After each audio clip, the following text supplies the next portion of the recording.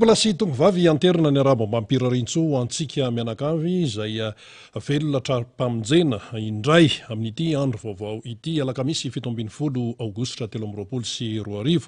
isaoran'ilay naharino ny fitantanany sy ny fitahiny ka mahatonga antsika mianakavy ho tafaraka indray atao anatin'ny miara-manonja eto amin'ny MPS ny Radio Mada ary dia na ianao eto an-toerana na ianao any ivelany any Ampitandramasana zany dia ananterana izay arabo mampirarintso izay araba midika ho fifamatorana sy ho fiarahana satria tsika samitsika ihany tia raharantsika samy malagasy ihany no hoentina eto zany hitondrana famakafakana hitondrana fanazavana ary ny mba hahafahantsika zany mivelatra tsara mazava tsara ny fanarahana ny toetra raha-pirenena amin'izao fotoana izao isaoran'ireo teknisianina izay mikarakara ny teknika afahantsika mifandray zany ao zany ny ekipan'ny Anto sy ry Lalaina dia ao eto amin'ny foibe izy ireo eo ihany koa ireo teknisianina paritaka manerana ny nosy namana faly mbola permission izy aloha amin'izao fotoana izao ka dia Anto sy ny ekipan'izany ny ao sy ry Lalaina ankoatran'ny izay dia ny fandehan'ny fandarantsika famakafakana sy ny fitondrana vaovao izay nitsokaina atao anatin'ny maro no hoentineto namana fanira zafimanantany mbola ho avy eo izy dia mitohy hatrany ny fandarantsika ao anatin'ny ora roa sy sasany anoany hitondrana an'izay fanazavana maro samihafa izay nahoana moa no tsy maintsy hoentina ny fanazavana tsy maintsy hoentina ny fanazavana satria ity resaka endrika ivelany ity dia tsy afahana mahafantatra ny tena zava-misy maro ny endrika ivelany na ny fihetsiketsehany isan-karazany io na ny fanazava-kevitra isan-tsokajiny io indrindra amin'izao hoe fotoana mampanakaiky ny fifidianana filoham-pirenena izao dia be dia be ny zavatra mifamoivoy ao anatin'ny fiarahamoninao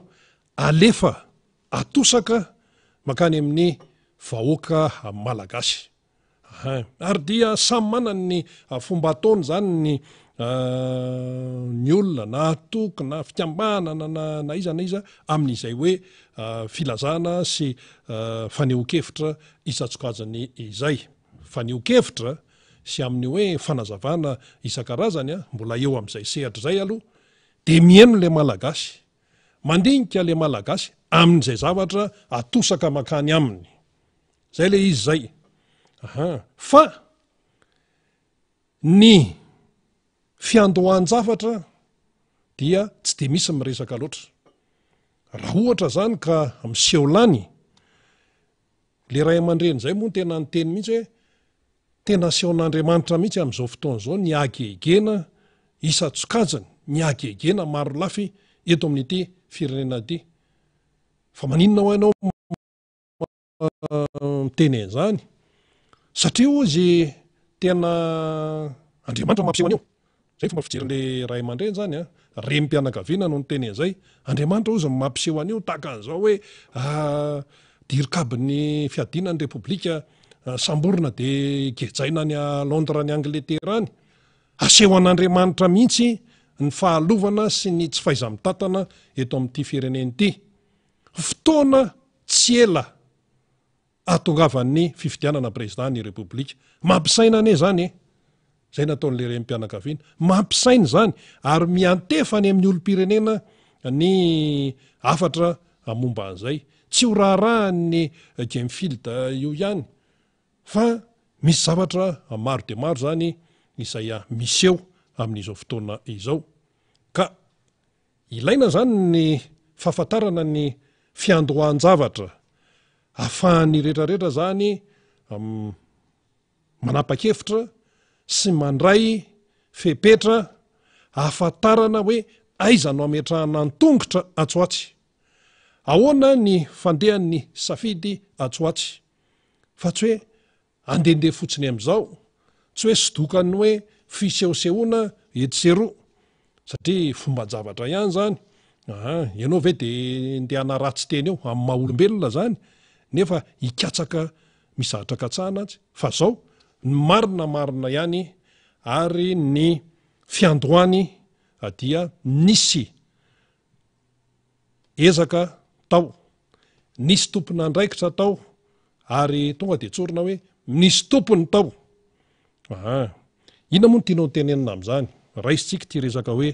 ady amin'ny kolikoly ty. Ady amin'ny kolikoly. Taona 2024 zao, jereo ty mahazo amin'ny firenena. Tsy vao zao ane no nandrenesana an'izany hoe ady amin'ny kolikoly zany. Tsy vao zao ane no ahitana fetsiketsehana isan-karazany amin'izany antsoina hoe ady amin'ny kolikoly zany. Fa fantatry ny amin'izao fotoana izao ve ny lalan-tsaina nahatonga an'izany hoe tena atao vaindona rasy, tena atao anaovana ezaka be mihitsy ny ady amin'ny kolikoly. Nisy fiandohana io. Ny président Marc Ravalomanana tompoko no nahita an'izay lalan-tsaina izay, ndeha ataontsika mihitsy hoe mipitsihany ny fanahy masina, ka nahatonga ny Bianco natsangana. Fa tsy mora no nananganana an'izany Bianco zany, tsy mora, fa mbola misy tantara lava, nisy zavatra niseho zany talohan'izay, fa ndeha ataontsika hoe nipitsihany ny fanahy masina mihitsy ny président Marc Ravalomanana tamin'izany fotoana zany. Vao tonga teo amin'ny fitondrana izy efa vita zany ny 2024 dia ndeha ny fifidianana ndre tonga teo amin'ny fitondrana am-pomba demokratika, dia tena hoe ty resaka ady amin'ny kolikoly ty tsy maintsy atao ty, satria le kolikoly manimba zavatra betsaka. Zay le izy zay. De rehefa ataontsika hoe nipitsihany fanahy masina ny président Marc Ravalomanana, de andahoara tena hidirana ity ady amin'ny kolikoly ity, satria tsy tafavoaka ny firenena. Izy zany ny tompony, izy ny tompony, ary tsy azo fafana ao anatin'ny tantara zany. Ny président Marc Ravalomanana ny tompony fiandohan'ny amin'ny fomba ofisialy ny ady amin'ny kolikoly. Na iza hoe marary sofina any ambadika any, na iza rary sofina, izay no izy, izay no marina. Inona ny tianao tenenina? Ny tianao tenenina dia ny hoe mitombona tsara mihitsy zany ny olona amin'izao fotoana izao, raha ny antsoantso hoe miverena ianao dada, miverena ianao dada eo amin'ny fitondrana. Iny moa efa mivaliany tamin'ny voalohan'ny volana Jolay zany, tamin'ny congrès national ny tiako Madagasikara atao Tanjombato. Manazava an'izany izay le hoe antsoantso ny olona izay, ny olom-pirenena izay, ny amin'ny hoe miverena ianao dada eo amin'ny fitondrana, miverena ianao président Marc Ravalomanana. Inona ny antony? Ny antony dia izao, ny président Marc Ravalomanana raha hoe ady amin'ny kolikoly ny raisina, fa misy zahatra be dia be azo resana, izy ny tompony. Ka rehefa tsy ny tompony no mampiatra, rehefa tsy ny tompony no misehatra ao anatin'ny fampiarana an'izay tokony ho ampiarina eo amin'izay hoe atao amin'ny ady amin'ny kolikoly, dia tsy gagitsika raha hoe zao ny vokany. Zay no mahatonga ny olona hoe mila miverina eo amin'ny fitondrana ny président Marc Ravalomanana, satria izy ny tompony lalan-tsaina tamin'ny voalohany, izy ny andohana raha hoe ady amin'ny kolikoly. Ka raha olona tsy tompony lalan-tsaina zany, raha olona tsy tompony ketrika tamin'ity ady amin'ny kolikoly ity, inona moa ny vokatra ho azy eo? Zao ny vokany, zao ny vokany. Ary ny fitondrana fandimene tateo aorinan'ny tao aorinan'ny 2024 raha hoe ny ady amin'ny kolikoly, dia efa fitondrana na matambonina, fitondrana na matambonina raha miresaka hoe ady amin'ny kolikoly. Satria efa vita amin'ny président Marc Ravalomanana sy ny ekipany daholo ny kipitsopitsony isan-karazany, hatrany amin'ny hoe lalàna fean'izany Bianco zany, ny fomba fiasa, ny fotodrafitrasa. Tsika mantsy raha vao amin'izay fotodrafitrasa zay zao amin'ny Bianco zay, tsika mantsy hoe raha ohatra ka miresaka Bianco dia letsy am-bobao ny hitatsika. Fa nga io ihany misy ny antsoina hoe bureau territorial paritaka manerana ny nosy nataon'ny président Marc Ravalomanana zany fa tsy eo ambobao io trano ao ambobao io ihany akory natao hoe Bianco fa vao miresaka hoe Bianco dia io ny ao an-tsainy rehetrarehetra tsia mba hahafahana tsara miady amin'ilay kolikoly dia misy ny bureau territorial zany hoe birao any amin'ny toerana miparitaka zany misy ratsamangaiky ny Bianco any amin'ny faritra rehetrarehetra any zay le izy zay ka le lalatsaina zany sy lay foto-kevitra amin'ny hoe ady amin'ny kolikoly tena atao ofisialy ara-panjakana tsara satria mantsy le Bianco zany dia agence anticorruption eto Madagasikara agence anticorruption zay zany io Bianco zay no ohatrany hoe mba filaza azy moa amin'ny resaka teny teknika dia tsy maintsy averintsika izy tsy maintsy apetratsika tsara ka ny président Marc Ravalomanana ny tompony io tsy hoe tompony hoe ahoana moa zany ny teny ho tenenina fa hoe ny aingany ny lalatsaina mba hahafahana mametraka ny fomba ofisialy ara-panjakana araka ny lalàna ny antsoina hoe ady amin'ny kolikoly eto Madagasikara dia taoriana Bianco moa dia nisy zavatra maromaro fa io moa zany ny tena ny andohany aloha fa talohan'ny Bianco mbola nisy zavatra talohan'io tsara ho fantatritsika zany ka ny tiany ho tenenina dia ny hoe raha ohatra ka olona atao hoe mijapy fotsiny na hoe olona tsy tompon'ilay ketrika tsy tompon'ny lalatsaina tsy mipitsihany fanahy tamin'ny ny andohany io zavatra io no hiteny hoe no ilaza hoe zay miady amin'ny kolikoly zay tsy hiteny hoe misandoka fa mety mahery loatra zay fa mbola hafa ny antsoina hoe tompony ka raha mandeha amin'ny tsy falehany ny ady amin'ny kolikoly tompoko amin'izao fotoana izao dia mazava be tsy ilay lalatsaina tsy ilay fomba no entina nananganana ny ady amin'ny kolikoly sy ny hoe fomba ny kopitsopitsony rehetrarehetra ao anatin'izay ady amin'ny kolikoly zay no nataon'ny zay tateoriana indrindra ny amin'izao rejime zao fa zavatra hafa mihitsy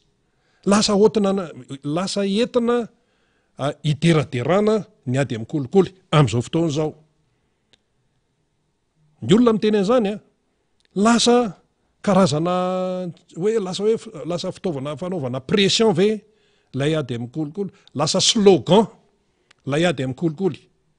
zany ny zava-misy amin'izao fotoana zao zany fa niokevitry ny olona any amin'ny fiarahamonina any fa tsy zany no lalatsaina nitondran'ny président Marc Ravalomanana an'io fa hafa mihitsy ary misy lalana tena nazava tsara mba hatonga azy tena hoe ofisialy sy ara-panjakana ary rehefa tafapetraka zay tsy hoe tenitenena tamin'izany anie tamin'izany taona hoe 3 sy 4 arivo 4 sy 4 arivo 2 sy 4 arivo tamin'izany fotoana zany dia tsy hoe tany taona 2 arivo zany tonga teo amin'ny fitondràna ny président Marc Ravalomanana tsy hoe tenitenenina fotsiny hoe ohatran'ny amin'ny propagandy satria ianao te haka ny fon'ny olona na hoe amin'ny rehefa le hoe miaona amin'ny vahoaka dia tena ataontsika mihitsy ny ady amin'ny kolikoly fa nen'ny président Marc Ravalomanana dio aloha ny lalatsaina dia rehefa atao le izy dia tena nataony napetraka amin'ny fomba ofisialy araka ny fehezan'ny lalàna eto Madagasikara petrapetraka daholo zay rehetrarehetra zay vao miasa feheziny io lalàna io ka nahoana moa tsy mampitombona amin'ny fitenenana hoe ny fitondrana tatio izay nandimby ny président Marc Ravalomanana indrindra ny rejima amin'izao fotoana izao dia namatam-bonina fa ka ny fitondrana amin'izao fotoana izao mivadika ato dotsony hoe ndeha hanangana Bianco na hoe ndeha hanao an'izao na ndeha hanao an'izao ndeha hanangana rafitra bureau territorial any amin'ny faritra tsy antsony fa efa hoe le asa sisa no atao ka inona zavatra nisy lasa atao fitaovana politika le ady amin'ny kolikoly rehefa mikabary dia zay tena manao vaindondra raha mihitsy ny ady amin'ny kolikoly inona nefa mitranga eo mahazo lakany kolikoly amin'izao fotoana izao na eto Madagasikara dia io hatrany ivelany any manao ny agegena mahazo laka. Ny dikan'izay zany dia hoe rehefa tsy ny tompony, rehefa nilay tsy tompony lalatsaina tany am-piandohana no mampiasa ny fomba edina amin'ny kolikoly dia tsy dia makaiza ny résultat. Alao atao an'izay mihitsy tsy dia makaiza ny résultat satria maninona entin'ny sasany miborioka any amin'ny tsizy tsy arak'ilay lalatsaina nametrahan'ny président Marc Ravalomanana azy le ady amin'ny kolikoly. Dia ozy ny olona hoe verena mihitsy ianao président Marc Ravalomanana, tsy verena ianao dada fa tsy lasy ty. Tena tsy lasy ty satria ataon'ny sasany any amin'ny tsizy lay ady amin'ny kolikoly. Dia ny verenantsika tsara ny tena nanaovany azy mbola tsisy bianco zany aloha tamin'izany. Nanomboka zany ny taona 2000 mbola tsisy an'izany fa mbola nisy aloha zany le antsoina hoe ahoana ny fomba edina amin'ity kolikoly ty, le stratégie zany paikady isan-karazany. Dia nisy le antsoina hoe stratégie nationale de lutte contre la corruption, io le antsoina hoe SNLCC. Nalaza zany anaran'izany voatonga teo amin'ny fitondrana amin'ny président Marc Ravalomanana taona année 2000 zany. 2002-2003 teo zany. Dia hoe inona moa zany natao an'izany dia hoe ny ady amin'ny kolikoly dia miteraka inona? Ny ady amin'ny kolikoly miteraka zavatra be dia be, miteraka soa ho an'ny firenena. Rehefa miaina ny kolikoly dia mahazo aina ny toe-karena, développement économique. Rehefa miaina amin'ny kolikoly dia mipetraka amin'ny fanjakana tsara tatana. Rehefa miaina ny kolikoly dia mipetraka ny tany tandalana. Rehefa miaina ny kolikoly mipetraka ny valeur morale. Rehefa miaina ny kolikoly dia mipetraka tsara, mahazo manana maizy azy ny kolotsaina maha-malagasy. Ary rehefa miaina ny kolikoly dia mipetraka ny antsoina hoe olom-pirenena tompon'andraikitra, responsabilité citoyenne. Zany vokatsoa daholo azo avy amin'ny fiainan'ny kolikoly. Fa rehefa mitombo ny kolikoly ohatran'ny amin'izao fotoana zao, ohatran'izao mandritra an'izao régime ny Andry Rajoelina efa ifaran'izao, dia inona zany? Lasa tsisy ny responsabilité citoyenne, lasa tsy olom-pirenena tompon'andraikitra le gasy, lasa vohitsakitsaka ny resaka kolotsaina, lasa ka tsy misy ny valeur moraly, lasa manjaka ny tany tsy tandalana,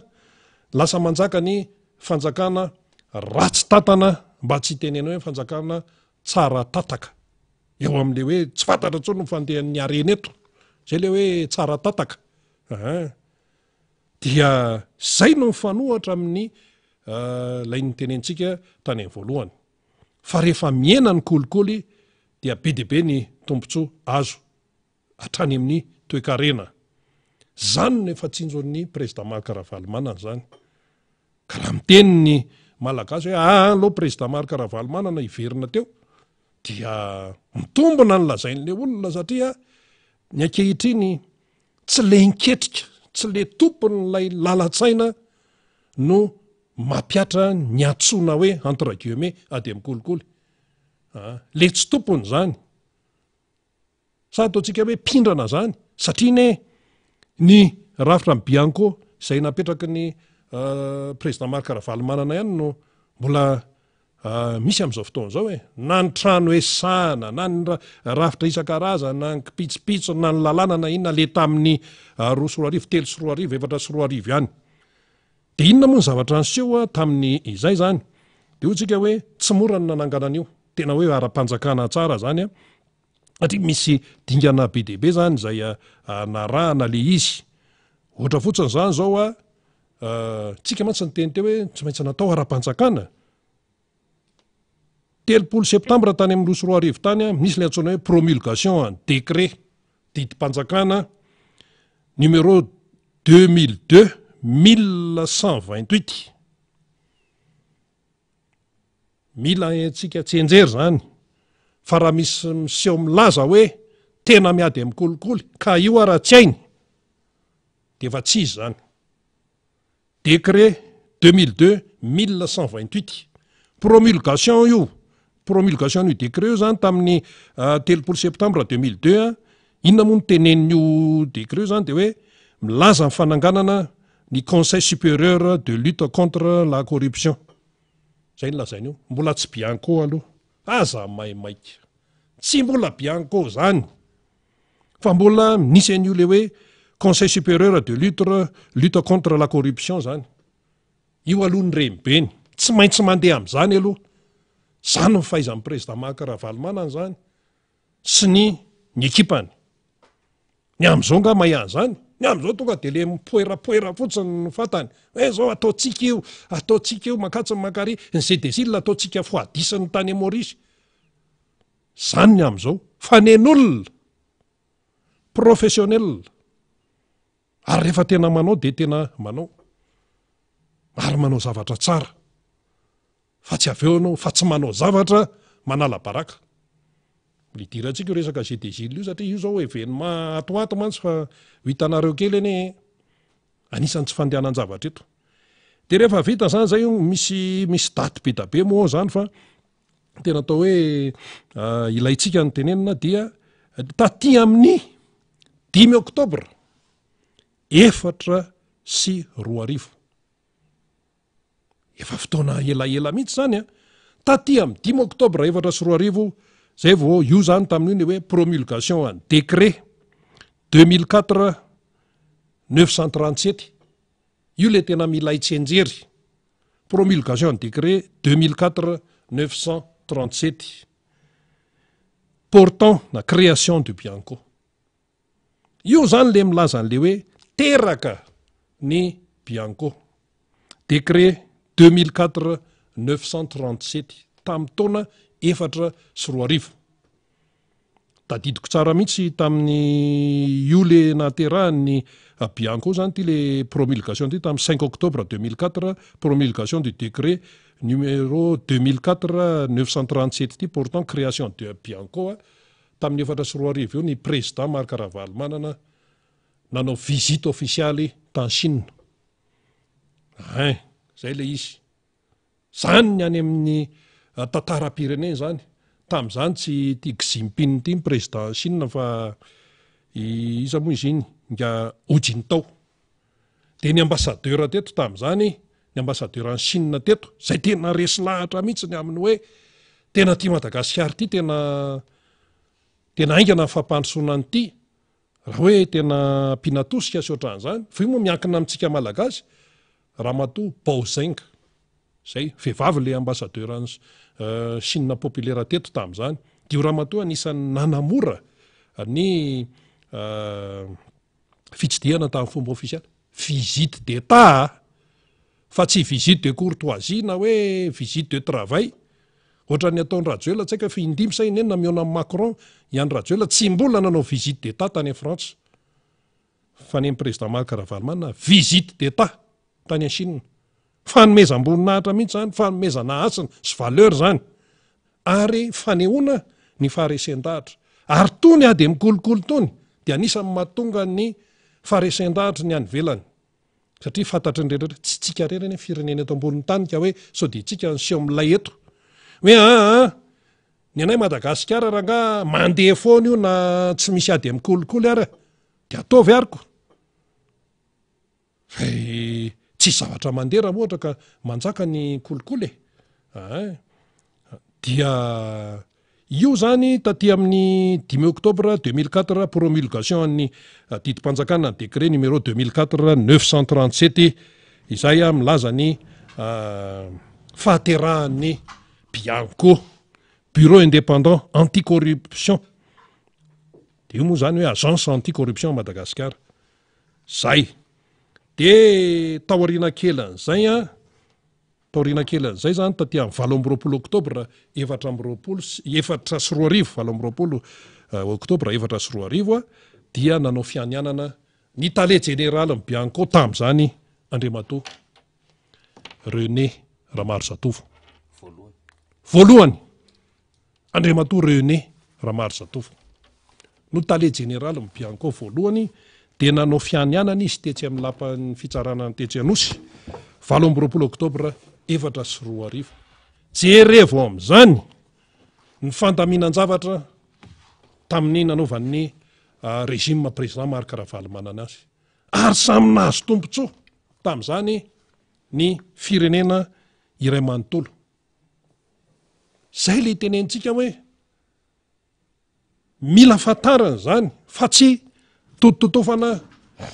any ambambany dosie sy any ananina rehetrarehetra any fa mila fantatra ny malagasy zany so mantsy ndray miteny sasany akanareo hoe zany akaiky amin'ny fifidianana de miteny zany tsy resaka fifidianana na misy fifidianana na tsisy fifidianana mila fantatra ny vahoaka malagasy zany mila fantatra ny taranaka zany indrindra reto le feny 20 taona hoe ifidy reto ka io zao malaza ka le resaka Londres ka manjaka ny kolikoly hatrany an-dafy any maneho ny agegena olona tena tompony lakile ao andapa no samborina any amin'ny firenen-kafa olona tompony lakile any andapa any amin'ny lapan'ny fiadidinan'ny repoblika no samboriny olona any amin'ny firenena hafa de moditsotsorona fotsiny ao anatin'le communiqué hoe tsisy fetraikany amin'ny fiarah-miasa amin'ny firenena britanika amin'ny fanjakana britanika iny toe-javatra iny fa dia anara-maso akaiky ny fivoaran'ny raharaha efa hoainina be aloha ozy izy le tanora omaly zay tena hoainina be raha ngatsika ina moa ny dikan'izay fitenin-jatovo zany eny amin'ny fiarahamonina tena afa-baraka satria maninona tsy fantatry lay mpitondra amin'izao fotoana zao anatin'ity régime ihany rajoeliny ity na modiny tsy fantatra ny lalatsaina sy zany hoe tena foto-kevitebe amin'ny ady mikolokolo zany tsy fantany fa zavatra hafa nitondrany azy de io naveritsika io izy akoatra ny efa nytelena teo hoe mbola misy branche territorial fa maninona moa no Andriamatoa René Ramarzatovo no lasa tale jeneraly ny Bianco voalohany zany petraka ho tantara zany notsongaina tao anatin'ny maro ary efa nisy ino dizy ity efa nisy fanadiadina lalina mihitsy zay efa mpanao gazety tena tao anatiny tsara mihitsy ny tam'zany fa nisy fa tsy tongatonga ho azy fa tsy mbola nareno anao zany tandritra ny régime président Marc Ravalomanana zay nongotany sasany manta moa teo amin'ny fitondrana tamin'ny 2009 hoe raha de mikolokolo ve de hoe olona izay tompona andraikitra nametrahana andraikitra no manao zavatra mamofady amin'ny resaka hoe ady mikolokolo tsy hoe fandokafana akory fa ny tale jeneraly ny Bianco tamin'izany tale jeneraly voalohany Andriamatoa René Ramarzatovo de tena nanao ny asany sy ekipa niaraka tamin'ny tao tena nanao ny asany ary tsy atory vanjodina amin'izany hoe fampiarana lalàna zany hoe ity de izay tsisy en'izany mikiliolio sy mivilavily zany fa rehefa tsy teo tsony tompoko ny président Marc Ravalomanana sokafo ny masosika jerevo ny fiainatsika dinio ny manodidina anao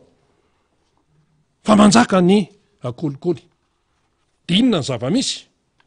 lasa mivoaka ho azy le hoe nitrondro madinika foana ny tratra fa nitrondro vavety tsy tratra satria tsy araka ny tokony ho izy ny fampiarana n'lay ady amin'ny kolikoly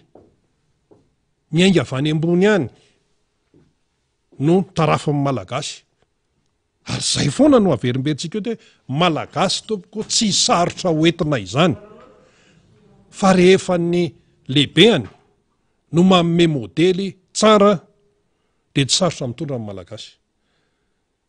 fa le malagasy mahita an'le ary ambony ary manao ny tsy fanao de mialatsiny fitenin'ny tanora ty eny amin'ny fiarahamonina iny elara manao an'zao zay nao sainla manaraka ny tisy ty ela tsy manao akory zay mifitenin'le tanora efa misy fahamalina zany amin'ny eo amin'ny samy tanora de fanao ela ao mory zala ahoana nao sainla manao an'zao nefa elara tsy manao akory fa zay zany inona feveran'ny lanay rehefa mifamaly ny tanora amin'ny zay famalina ao dia zany ny feo eninao.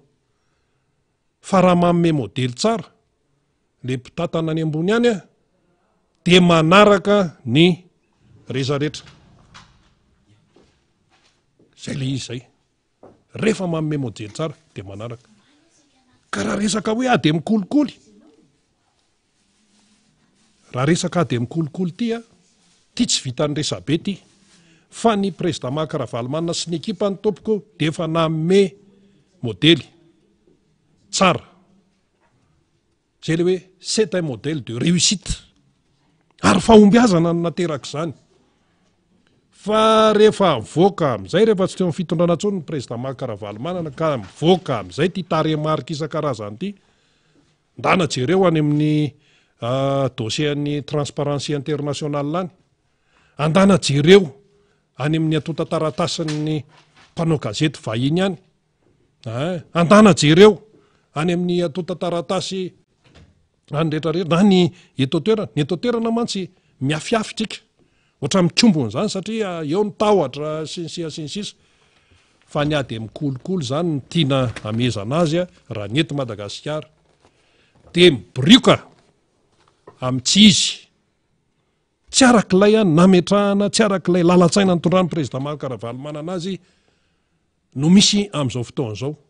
Zay no mahatonga an'io. Ary matoa misy olona manontany basy amin'ny anglisy,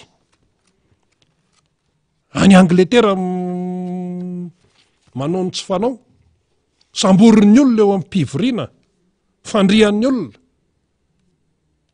Matoa zany le misy fahasahinana ao an'izany ao, dia ao le eritreritra hoe tsy matahotra an'izaniza ary tsara aro any ananina any, satria izany mitondra titre directeur de cabinet. Ino mantsy tsika malagasy mantsy amin'ity titre ty, zao ny titre hoetiko, zao ny titre hoetiko, dirikaby zao a. Nefa le titre na le anarana le andraikitra hoentina zany a,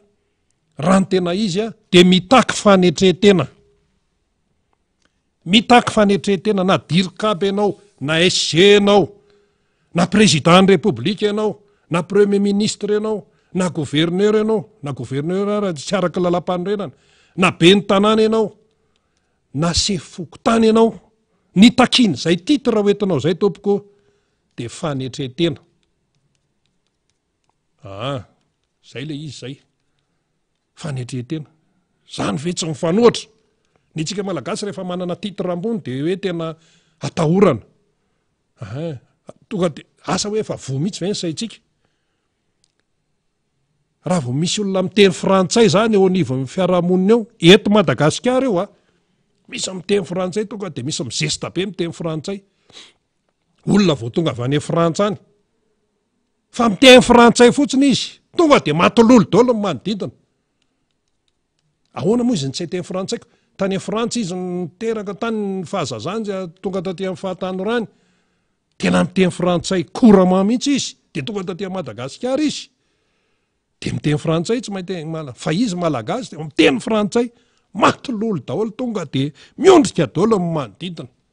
Fa reto olon-reto ve maninona? Fa maninona ianao miondrika? Fa inona ny asan'iny olona iny any Frantsa? Ny asany mpamafa metro.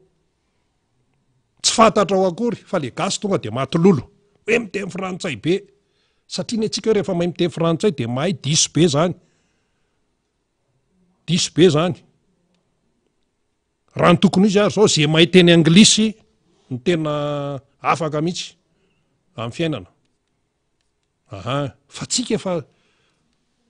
petraka ao amintsika le voazanaka zay anontany io zay efa tany Rwanda ny filoham-pirenena moa zany Yahya Rajoelina le nahazo iny izy teo, le nahazo an'le fanasana le visite d'état le tany Rwanda, tany Kigali nasain'ny président rwandais Paul Kagame, dia nahita tsara. Fa raha ny tena zany, tena nasain'olo ohatran' zany, tena menatra, satria zao Kigali no anisan'ny tanàna madio indrindra ty Afrika. Anisan'izany koa moa ry Casablanca any Maroc, madio be. Kigali no isan'ny madio indrindra ary ny anao eto andray zay de Gilles fa ny aty ampovoam-boatanana ihany ny diovina de tapitapenana ny lalana fa ny midina makaty aminay aty Anosipatrana aty etsy amin'ny terminisy centre 38 etsy mandalo ny DTP ny commune moa misy bron commune Sapadrarano commune Tanarivo Renivohitra tsy ambadika etsy zordir zany tamin'ny voalohany izy 10 metatra manaraka ny trottoir zao efa 30 metatra mahery zordir zany sa ve tsy mandalo aty seselo asan'ny mpanao zay de Gilles de tsy rofiny io tena mahamenatra fitenena fotsiny hoe opération coup de poing hoe zao hoe zao mipôly eo mahazo vana dina no teneninao eo zany le zavatra misy am'izao fotoana izao zany efa fantatsika zany ka ty resaka kolotia mamotika firenena fa tsy hainy le mpitondra am'izao fotoana zao so ihany loha fa ho tapitra ny régime andreo tsy hainy le izy na hainy fa modiny tsy fantatra fa le mizesta sy le fety raha vao misy fofopofona fety ay aingana de aingana mihitsy de lasa ny trondro madinika ny tratra fa ny trondro vavety miriri foana zao ty tena tsy trondro vavety tsony angamy ty tratra ny Londres ty fa atsy namana fanitro trondrina filazany ty karpa be sa inona mbola tsy io natao hoe vavety aloha mbola tsy io aloha natao hoe mbola vavety misy vavety amboniny ihany fa tsy mandeha ho azy fotsiny olona io fa vavety antontoniny izy aloha satria va hoe dirikaby any amin'ny any zany eny ary ka zay no nitondratsika an'iny no resaka voalohany iny ny amin'ny hoe rehefa tsy nitompo ny lalatsaina no manao ny ady amin'ny kolikoly atreto aloha dia aza manantena an'izany hoe misongadina ny ady amin'ny kolikoly eto Madagasikara izany président Marc Ravalomanana ny tompony io nanangana ny Bianco nametraka ny lalàna sy isan-karazany de nandimbo ny taty aoriana de rehefa hitan'ny olona hoe tsy mandeha am'izay loniny de hiteny am'izay izy hoe ny teny ny olona hoe dada mivereny ianao fa tena tsy izy tsony ty fa tena hitanay dolo ny agegena isan-karazany am'izao fotoana zao ndao ary namana fariny miarabanao tonga eto amin'ny fandarana lozatsisa sady miaraba misaotra an'irena miaraba ny lalaina sy ando Razafinarivo zay mampifandray amintsika amin'ny lafiny teknika ny namana mpiara-miasa marobe eto amin'ny MBS zay miparitaka manerina Madagasikara ny ao amin'ny radio Mada ianao zay manaraka mifandarina amin'ny vatana ny any ampitan-dranomasina ny vaovao tsara mahafinaritra androany alakamisy fa 17 volana aogositra aloha rina de aloha tonga de ho resantsika ny fiverenina ny pejy Marc Ravalomanana ofisialy de zay aloha zany tena vaovao goavambe aloha verifieko kely le izy hoe tao anatin'ny 4 minitra de ora telo tao anatin'ny ora telo zany de efa teo amin'ny 5946 zany réaction zany 223 commentaires zany non tao anatin'ny adiny telo dia 22323 telo amby roa arivo roapolo sy telonjato sy roa arivo sy roa alina efa manalina réaction ny efa nampiseho ny fietsepony zany tato anatin'le fiverenina ny page Marc Ravalomanana ofisialy milaza zavatra zany misy telo dikany amby roa arivo sy telonjato sy roa arivo sy roa alina 22323 zany zay zany nefa nampiseho zany zay hoe fifaliany fietsepony samy hafa zay zany telo amby roapolo sy telonjato sy roa arivo sy roa alina de mahafinaritra mahita an'izany satria nefa niandro fantatra ny olona 1757 commentaire 7 sy 700 sy arivo fa niokevitra tao anatin'izay adiny telo zay ary 70 sy 200 fizarana partage 270 partage zany lay fiverenina pejy Marc Ravalomanana ofisialy tao anatin'ny ora telo monja zay zany ny zavatra vaovao tsara aloha zany de isaorana etona tena mahafinaritra ny tatsoroka raha teknika rehetrarehetra ataon'ny mpiara-miasa de isaorana mpiara-miasa mbola ato tsara mihitsy roa arivo sy 10,000 sy fitoetsym-panaraka 752 000 cas na hoe 752 000 followers zany roa arivo sy 10,000 sy fitoetsym-panaraka zay zany pejy ny Filoha Marc Ravalomanana zany de hitatsika am'zany fa goava be zany de efa mazava ho azy moa rehefa misy le fiverenan'le izy moa zany natao daholo zany ny fomba sy ny fahafantarana rehetrarehetra ny divana teny ny Facebook le izy tafaverina taty amin'ny pejy ny Filoha Marc Ravalomanana zany izy ho amin'ny fitantanana dia voafafa daholo zany tany ambadika tany reo sary mamofady nataon'ireo tsy mataotody zany nentina nanaovana piratazy am'zany pejy zany ka zay zany aloha vaovao mahafinaritra rina tena vaovao mahafinaritra ry misy sary mahafinaritra be ato tena ity kosa aloha sary tena tiako ty de ny légende ny soratra am'le sary de hoe never give up miverina amin'ny laoniny ny pejy de samy mahitsitsika rina sary ny Filoha Marc Ravalomanana zay aza manary toky fa mbola misy ny Filoha Marc Ravalomanana rehefa nitantara hoe ny piraten'ny olona mipejitsika de ny teny izy de mampanantena anareo fa tsy maintsy iverindreo zay zany le ezaka maro be ataon'ny ekipa teknika rehetra sy ny ekipa miaraka amin'ny Filoha Marc Ravalomanana tena fantatra le izy hoe malahelo sika sy sorena atao anatin'le izy fa miezaka foantsika de tafaverina le izy dia zay aloha zany fa zava-dehibe zay fomba fiasa zay ny tadiavan'ny malagasy am'izao fotoa zao tsy mitamatama tsy be resaka fa de tena mikarika résultat avy hatrany ary zay le miaraka amin'ny Filoha Marc Ravalomanana zay de zay le tenentsika hoe misy planin'Andriamanitra ary andron'Andriamanitra zao isika zany na de soparana sy ny sotasotaina aza miezaka ary mivavaka mandrakariva amin'ny zavatra rehetrarehetra de zava-dehibe zay de namana tovo ato moa de efa tsakopetraka mihitsy hoe mbola tsy mandeha ny FB tovo fa mbola manarina tsika am'le resaka MBS ndray io mbola miady tsika zany amin'iny fa ity aloha zany de isaorin'Andriamanitra zany fa asehony foana ho any voninahitra eo anatrehan'ny sakatsakana sy ny eo anatrehan'ny fingapingana samy hafa fa miasa amintsika Andriamanitra ary tsika mino an'izay asan'Andriamanitra zay fa izy vokan'izay eny ary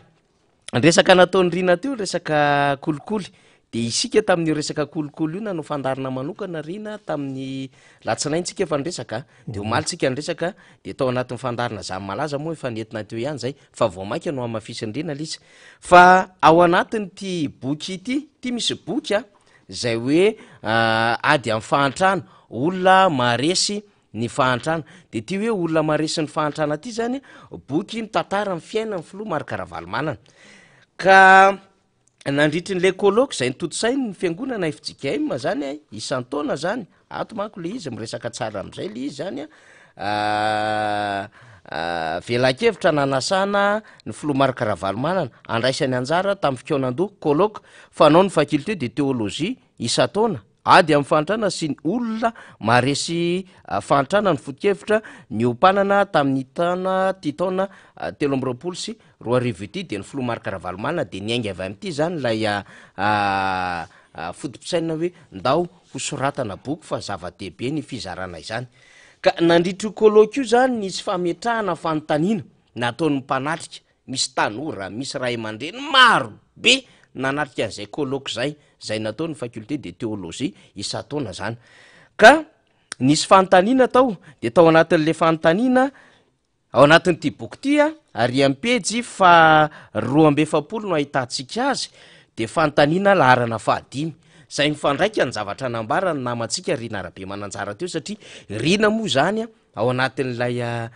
rôle anay am'ty fandarany ity zany de hoe lay manao fikaroana amin'ny lafin-javatra ohatran'izay mame an'le détail le pitsopitsony rehetra tsara ho fantatsika rehetrarehetra le lapsus zany hoe le zava-miafina any ambadika lay historique lay tantara samy hafa zay zany tena anisany andraikitra lehibe andrina zany ka efa nitantaraindrina teo ny tontolo ny biany koa siny hoe raha tsy ny tompony zay nanana an'le fodim-pisainy nametraka azy mihitsiny hahafahana mitondra an'le firenena anatin'ny fanjakana tsaratatana sy tandalana no manao azy de goragora ary tsy vita ny goragora fa mitarika fahampotehana sy fahasimbana ho an'ny firenena. De misy fametraha-panontaniana nataony mmpanatrika tamin'ilay koloka fa voarakitra atao anatin'ny ty boky ty le izy zao le fanontaniana. Efa ela ny nanaovana ny ady amin'ny kolikoly na de eo azy izany de raha mahita mandrak'izao fa reo manan-karena miamanana trany ka na manao kolikoly aza to voamaika mampanana azy izany, ny mahantra kosa de miamahantra sady tsy mba mahazo rariny. Inona no atao mba anafoanana tanteraka ny kolikoly? Io zany ny fanontaniana nipetraka tamin'ny filoha Marc Ravalomanana. Valy teny ny filoha Marc Ravalomanana momba izay resaka zay de vakitsika valy teny ny filoha Marc Ravalomanana ao amin'ny pejy fa 470 ahitana zay valy teny zay. Manafoana sarotra tokoa zany no atao hoe manafoana kolikoly. Tsy ho fanatanteraka zany fa ny mampihena azy ho ambany arak'izay azo atao no imasoana sy anaovana fanamby. Zay zany le hoe tsy dirikoro diskoro inona moa zany le manao effet d'annonce fotsiny hoe fona io fa ny filoha Marc Ravalomanana zany tonga de miteny an'le hoe zao ny possible ho tratra. De mazava ny azy zany tsy mbola mivoana tamin'izay hatramin'ny taona 3 sy 4 arivo ny filoha Marc Ravalomanana raha ndresaka ity ady amin'ny kolikoly ity. De averina zany hoe tsy ho foana tanteraka zany fa mampihena azo ambany arak'izay azo atao no imasoana sy anaovana fanamby. Misy karazany maro no anarana etsona azy io. De mientsoaritsika kolikoly na corruption, tamby na tambika mpikarakarana na commission, pot de vin na fanambazana mba hanao asa iray, fanomezana sy ny maro hafa. Zay zany fiatsona an'ilay kolikoly. Raha hanao fanomezana dia tsara raha ifanarahana ny sanda farany ambony azomena. Raha vao mihoatra na manatombo am'izay fetra ny fanarahana dia kolikoly. Araky ny fiarahamonina sy ny firenena nefa ny famerana azy io. Ny kolikoly dia fifanarahana miafina ataon'olon-droa ary tsy mitondra tombotsoa na fampandrosoana ho an'ny mpiarabelona hafa. Afa-tsy ho azo roa fanaraka ihany. Zava-dehibe zany fanazavany filoha Marc Ravalomanana zany. Misy lalana sy fomba hitazaina ny olona azony miala amin'ny kolikoly ka toy izao ny dingana. Tsipika voalohany, ampahafantarina azy aloha ny atao hoe kolikoly. Faharoa, ampianarina sy biazina izy ny am'izay mety ho voka-dratsiny ny ataony. Tsipika fahatelo, dingana any amin'ny fahatelo vao ohatra voahatra ny sazy. Raha ny marina dia tsy tokony ho tondromolotra de ampy hiampangan'olona ho manao kolikoly. Nde ataontsika hoe somary fohy zay valim-panontaniana zay fa mahafitin-javatra maro zany. Ary rehefa mijery ny zava-misy am'izao fotoana zao de voatsokajy ao anatin'ny kolikoly tokoa le hoe pot de vin araky ny fanoratany ny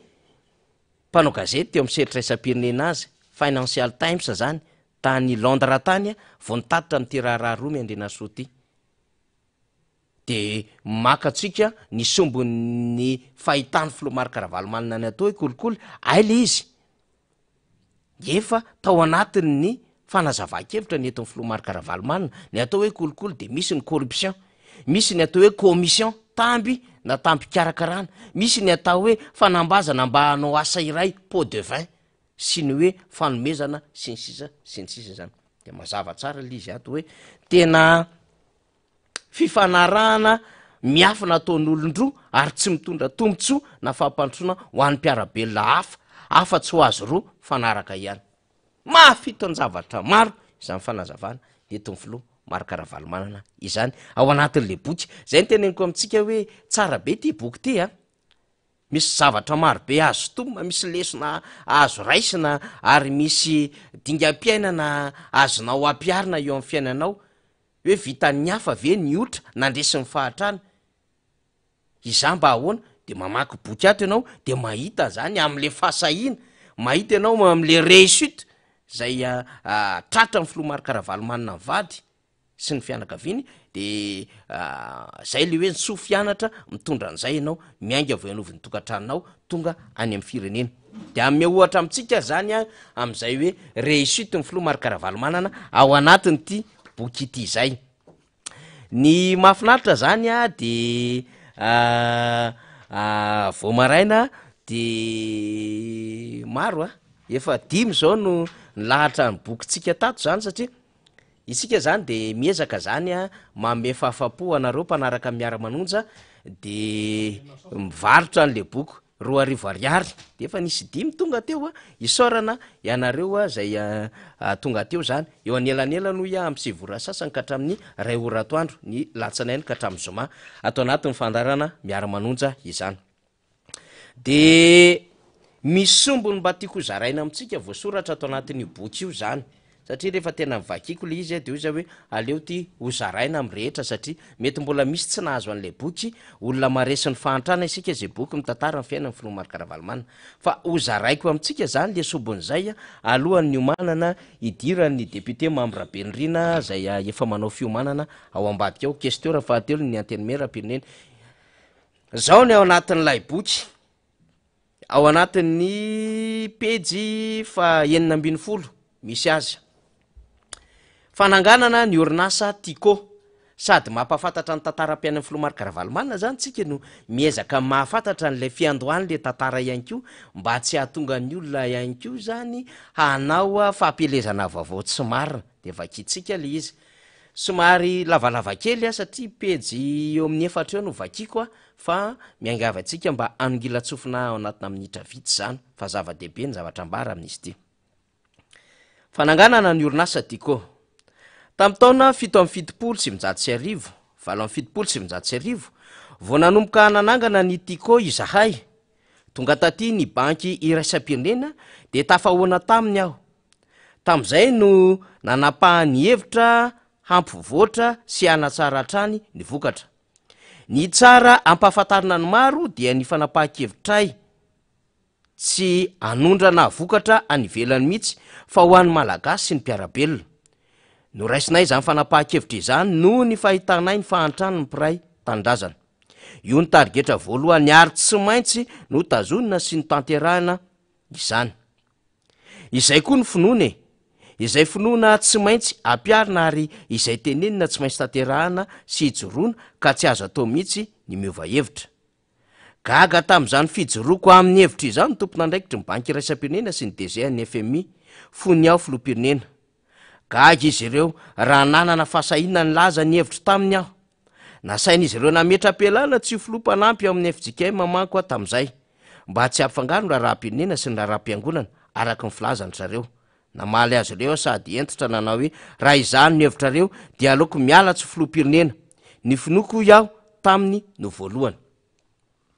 vokatra mivaliteniko izany no nahatonga any zareo nanampy ahy inona ary hoy izy ireo no tianao hanampiana ianao fiara ho amin'ny président Sinodo no nangatahako mariako fa tsy hany fanjakany ireny fa fanampiana ahy amin'ny mahafiloha mpanampiny FJKM ny antony nanampiana président Sinodo dia ny ikendrena ny fitsinjaram-pahefana tsy maintsy miara-miasa any ifotony isika raha tena hiady amin'ny fahantrano tsy misy olona iray ety ambony afaka miady samirery amin'ny fahantrana fa tsy maintsy miainga any fotony izany toizatsika amin'ny famakina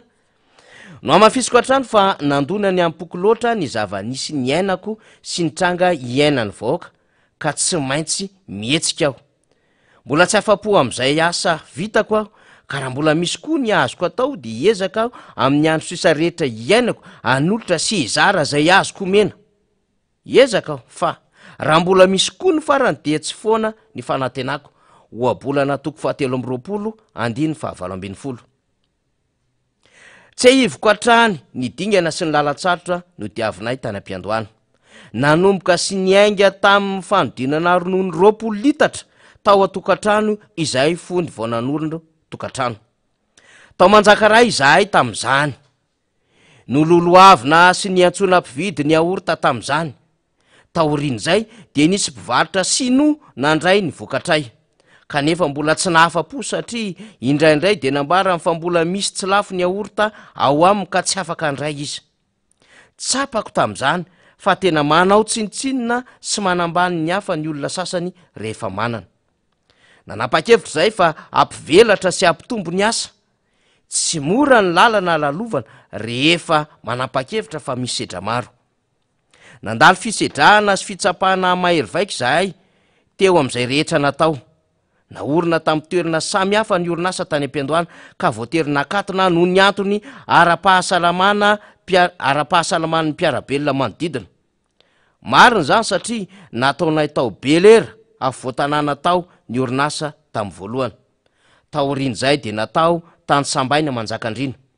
Kanefa nambara ny mpitondra tamin'izany tamin'ny repoblika faharoa io fa tsy mety koa de nakatona ihany ray. Noho ny finoana tao anaty anefa de tsy kivy zahay fa niezaka hatrany ary nikarika hevitra hatrany. Izany no antony nandehanana tany Antsirabe andrano manelatra. Porofo entina manamafy hatrany izany fa tsy maintsy miasa ny loha sy ny saina ary mietsika ny tanana. Rehefa mandalo fitsapahana sy zavatsarotra izay mandona ny fo tam'izany dia mahagaga fa mahavita manangana trano izy iny na ao anatiny 3 volana ao. Gaga ny olona ary na iza koa aza mba gaga indraindray. Izany no vokatry ny finoana sy ny finiavana ary fahavononana ezaka. Nisy koa fotoana nananganana tany Antsiranana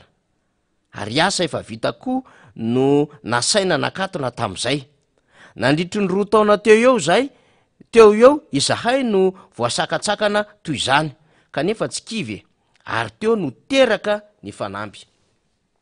Azo tonina avy am'izany ny fahavalony ady amin'ny fahantrana, ny akamona ny fahavalony fahantrana. Maro ny antony miteraka ny fahalainana sy ny akamona, anisan'izany ireto. Tsipika voalohany, mety tsy anana rispo sy fifaliana izy amin'ilay asa. Teny ilaina ny fahafinaretany saina sy ny fifaliana eo am-panatanterahana asa iray. Io no miteraka sy rispo. Ny rispo. Tsipika faharoa, mety voatsakatsakana sy tratry ny asparana koa izy de kivy sy miraviravy tanana. Give up, hoy ny filoha Ravalomanana. Tsy maintsy mandresy ireo isika ka fiadina ny miraviravy tanana. Never give up. Satria misy mini manao izay ampahantra ny namany. Fadina azafady indrindra. Fadina ny miraviravy tanana. Never give up. Fa tsy hoe fidina, azafady indrindra tompoko. Satria misy mini manao izay ampahantra ny namany. Misy manao ezaka tonga ny namany antra sady tsy mana-tsaina afa-tsy ny hisakanana ny namany tsy hiasa noho ny fialonana ao aminy. Ezaka natao handrosoana tsara kokoa. Zay indray zany ny zana-dohateny ao anatiny ty boky vakitsika ity, tantara am-piaina amin'ny filoha Marika Ravalomanana trano. Misy teny nataon'ny doyen teo momba ny tsy maintsy hanatsarana sy hanitarana ny lafo ny fampianarana sy fanabeazana. Nambarany teo koa, hoy ny doyen zany, ny tsy maintsy hampiakarana ny kalitao amin'ny fampianarana sy ny fanabeazana ataon'ny fiangonana raha tiana ny andresena ny fahatrano. Mariny zany. Ary zany indrindra no nataonay tamin'ny taona 1779. Nanapa-kevitra aho fa handeha hanitatra fahalalana momba ity fahandraharahana ity. Nandeha nakany Suède 7 taona no nijanona tany. Veriko tsara. Nanapa-kevitra fa handeha hanitatra fahalalana momba ity fahandraharahana ity. Nandeha nakany Suède 7 taona no nijanona tany. Nanoro-hevitra vitsivitsy ahy tam'izany ireo namako mpandraharaha-tany. Ary anisan'izany ny Ansa Raozinga, izay mpanefoefo tany Suède, tompon'ny Tetra Pak. Izy no nanoro ahy ireto hevitra ireto. Rehefa manao asa fandrarana dia tsy maintsy raisina mitovy avokoa ny sokajin'olona rehetra. Tsy misy azo atao ambony na ambany. Faharoa, rehefa manao zavatra hoy izy dia manao zavatra tsara. Ka mba hatongavana amin'izany dia tsy maintsy miara-miasa amin'ny hafa ianao. Rehefa miara-miasa amin'ny hafa dia hiangavio izy aza terena. Rehefa terena ny olona tsy manao amin'ny fony ary miteraka hakamona ho am'izany satria toy ny fampitondrana azy izy io ga mavesatra zany. Antanina Louise Ravonina. Milaza izany fa rehefa vokatry ny fon'ny olona no manao zavatra sy miasa de mizotra sy mandeha ary mamokatra ilay atao sy iarahana miasa aminy. Fomba entina miasa ahazona miady sy mandresy ny fahantrana izany. Nampanantena tam'izany Iansa Roisine sy ny rahalany tompon'ny orinasa Tetra Pak fa anampy ahy am'izay rehetra ilaiko. Nampahery ahy mba hody hamonjy ny firenena satria mahantra hoy izy ny firenenao. Zana-dohateny manaraka. Ady amin'ny fahantrana ilaina fahatoniana sy finoana. Nody ahy rehefa naharitra 7 taona tany Suède. Izany no anisan'ny fomba nentina nampiroborobo ny orinasa Tico.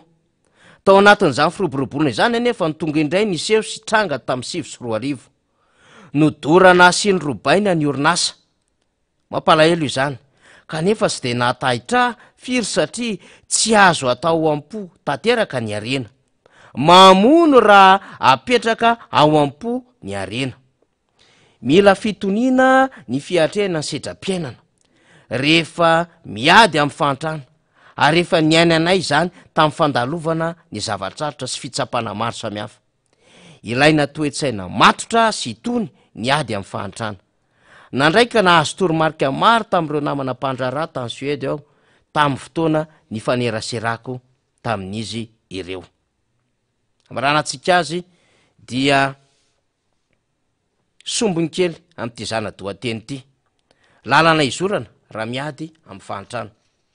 Ao amin'ny pejy 220 misy an'izay ao anatin'ny boky Olona Maresy ny Fahantrana, izay amin'ny tantara ny fiainan'ny filoha Marc Ravalomanana.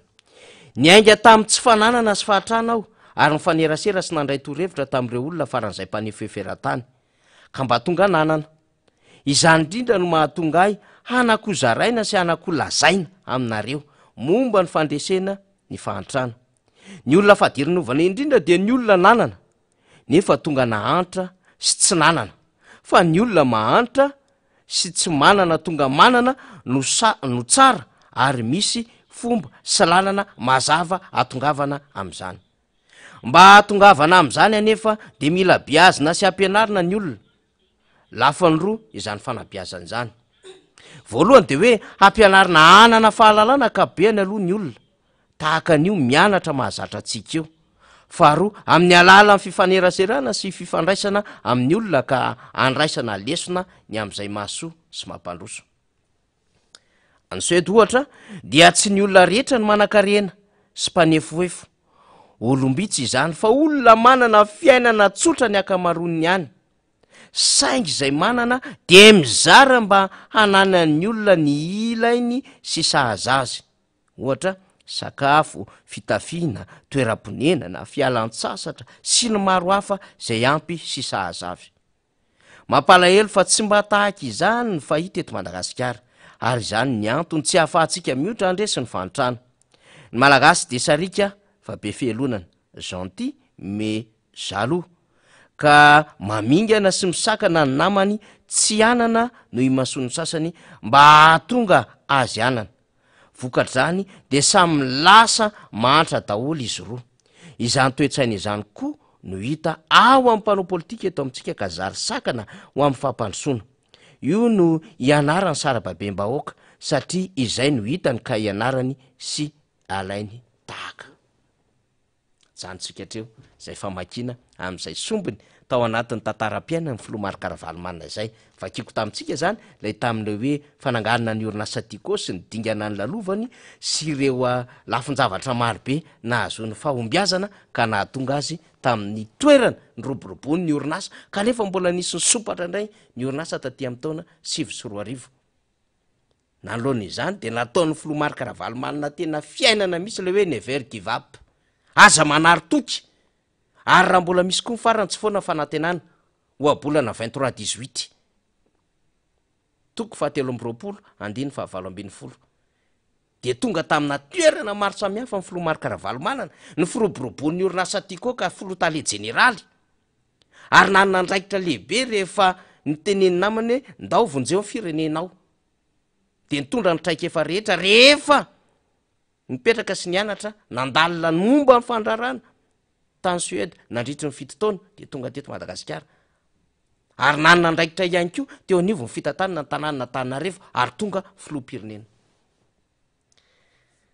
Raha any amin'ny baolina kitra de zao amin'ny fomba fananganana club dia jerevana ny palmarès n'ireny club reny. Zany hoe inona ny dingana tsara ho an'ny fandresen'ilay club sy ny lalovan'ilay club nahazony sy nahatongavany tamina toerana ambony anankiray na tamina toerana izay everina fa nahazony amboara na tompon-daka. Itony zavatra vakitsika itony de ohatra velona satria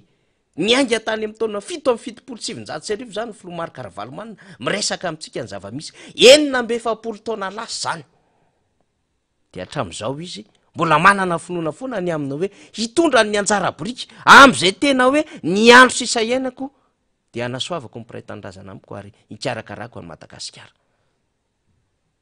Ka tsy hoe hitaraitana maibaka fa efa be ny vita na ndrobainy olona ny fananana na ihany koa nahongan'ny olona tamin'ny fitondrana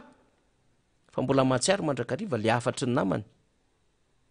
ny amina hoe tena vonjeo ny firenenao. Izany no anatenantsika ny Filomark Ravalomanana hitatana ny firenena indray. Izany no antony iantson'ny olona ny Filomark Ravalomanana. Ka maro be amin'ny vahoaka malagasy ny tsy voaterina maky ity boky ity raha teo ange voatapabolana ny nivoany. Dikan'izany tsy mbola nisy nahafantatra firy andeha ataontsika hoe no 200 ny vahoaka malagasy mba nahafantatra ny tantaram-piainan'ny Filomark Ravalomanana fa ny hitan'ny olona fotsiny de hoe nanana ny orinasa vondrony orinasa tiako izy tamin'izany fotoanandro zany de be ny tanàna de filoham-pirenena. Fa ny tena hoe fiainan'ny Filomark Ravalomanana teo anivon'ny fianakaviany zaza fahavalo izy zay ny Ravalomanana azy zanak'olona sahirana izy tsy manaiky ny rainy raha tsy makavily izy alohan'ny hianatra ary tahak'izay ihany koa ny reniny maka anandrano ho amidy manampy ny reniny manjaitra satria mpanjaitra ny reniny miandro omby maka any an-tsaha mikaroka vilona manapaka vary sy ny sisa ny ainany tamin'ny fotoanandro ny sedra fahasairana ary na ny reniny ary rehefa lehibe niteraka azy de amin'ny hoe tsy maharaka noho ny reny dia tsy maintsy ny karoana vahaolana ahafahana mitaizan'le zaza. Fa zao rehefa nikarokaroka tatiorina izany eritreritra tamin'izany fotoanandro izany fa nanomboka tamin'ny 220 litatra tao Manjakaray boribory tamin'ny fahadimy ange le Filomark Ravalomanana no tonga nanana usine ngeza be namatsy amin'ny Madagasikara ray manontolo ary ny vidy ny vokatry ny tatsa amina litatra matapitrisany nandritry ny tsanganana zany orinasa tiako zany. Zay le fahasahiana miatrika zay. De am'izao zany voaka malagasy vo afaka mba mahafantatra ny tantaram-piainan'ny Filomark Ravalomanana satria misy ity boky ity. De rehefa misy ity boky ity de afaka manovo fahalalana hoe ohatran'izao tokoa nge lefa nanana fahasahiana fa miara-mihetsika ny saina ny fo ny tanana rehefa hanao zavatra anankiray de mitarika fahombiazana zany ary misy résultat. Zay manko le mahasarotiny Filomark Ravalomanana mandrakariva. Rehefa misy zavatra atao anankiray résultat aingana be zay le arery tamin'ny fotoanandrony. Ka mahafantatra mivoaka malagasy amin'izao fotoana zao. Fa zao ihany koa nisy zavatra anankiray zay niainan'le vahoaka malagasy zay tsy niainany tsony amin'izao fotoana zao fa potika le fiainana lay azony teo aloha le aki azony nandritry ny fotoana nitondran'ny Filomark Ravalomanana teo aloha tsy azony tsony amin'izao fotoana izao very teo am-pelantanana. De zay le antsony le vahoaka malagasy rehefa mahita ny Filomark Ravalomanana mandalo dada miverena ianao dada vonjeo zahay avotiny firenena ianao milatsaka mihitsy ny tadiavinay aza mandrotsaka olona tsony ianao dada tonga am'izany ange any amin'ny lalina rehetrarehetra nandehanana tany mijaly ny zanakay tsy mahavidy vokatra tsony zay tsy tafandrimandry zay mazana be mifandrimpahalemana tsy fandrimpahalemana dada satria ny olona mahatsapa ho lay dingana ny lalovan'le Filomark Ravalomanana de mahita an'le lecture tety ivelany izy de miaina an'le fiainana niainana tany amin'ny 2 izy mandraky tia ny androany tsy tafavoaka le fiainana taoriana 7 nefa efa nianana fiainana tsara izy 2 ka hatrany amin'ny 7 tany ho any satria eo ny référence raisitsika fakana ohatra fakana tahaka azo ampitahaina fa taoriana 7 potika ny fiainana olona sitra mijoro izy velomon'ny rano mafana de miazaky ny mivavaka le malagasy fa betsaka ny efa manary toky mamony tena mivary-pananana te hitsoka hialan'le Madagasikara fa zao mbola misy mananteny izy rehefa mahita ny filomarikaravalomana indray de ny amin'ny hoe mbola misy olona kay azo antenaina sy ametrahana safidy zay le never give up aza manary toky zay nge ny dikany zay le hoe mbola chance ho atsika malagasy ny fananana ny filomarikaravalomana ary tokony kojakojaitsika zany tokony ataotsika leso n'isan'andro anandro zany tokony ataotsika fiainana isan'andro anandro zany hoe mbola ao dada de zany ny fampizarana ny fiarahamony isan'andro anandro ny aminy hoe marina fa sahirantsika ampahatraintsika inina tsy avely itentsika tampenana mivavatsika ampiororontsika matetika mihitsy aza isika samborona andatsahana bomba mandatsa dranomaso fa zao tsika misy mahatoky ao ambadiky ny orana ny toetrandro tsara ary ao ambadiky ny ranomaso ny hafaliana de mino tsika fa hivadika toetrandro tsara ny orana ary hivadika hafaliana ny ranomaso iainantsika am'izao fotoana izao sombony zay hoetiko tao anatin'izay boky zay vitatsika mandresy ny ady amin'ny fanitrana ananatsika ny ato sy ny opportunité rehetrarehetra ary mbola manana chance itsika satria mbola misy an'Andriamatoa filomarikaravalomana mbola anisany fanotra lehibe fiainga lehibe fanantenana lehibe mbola azotsika iantierana hiaraka indray zany hamoaka Madagasikara sy ny malagasy ao anatin'izay fanitrana zay ezakako amin'ny fandarantsika hamaky sombony ray atao anatin'ity boky ity satria 7 pejy moa ny boky mafinaritra be mihitsy satria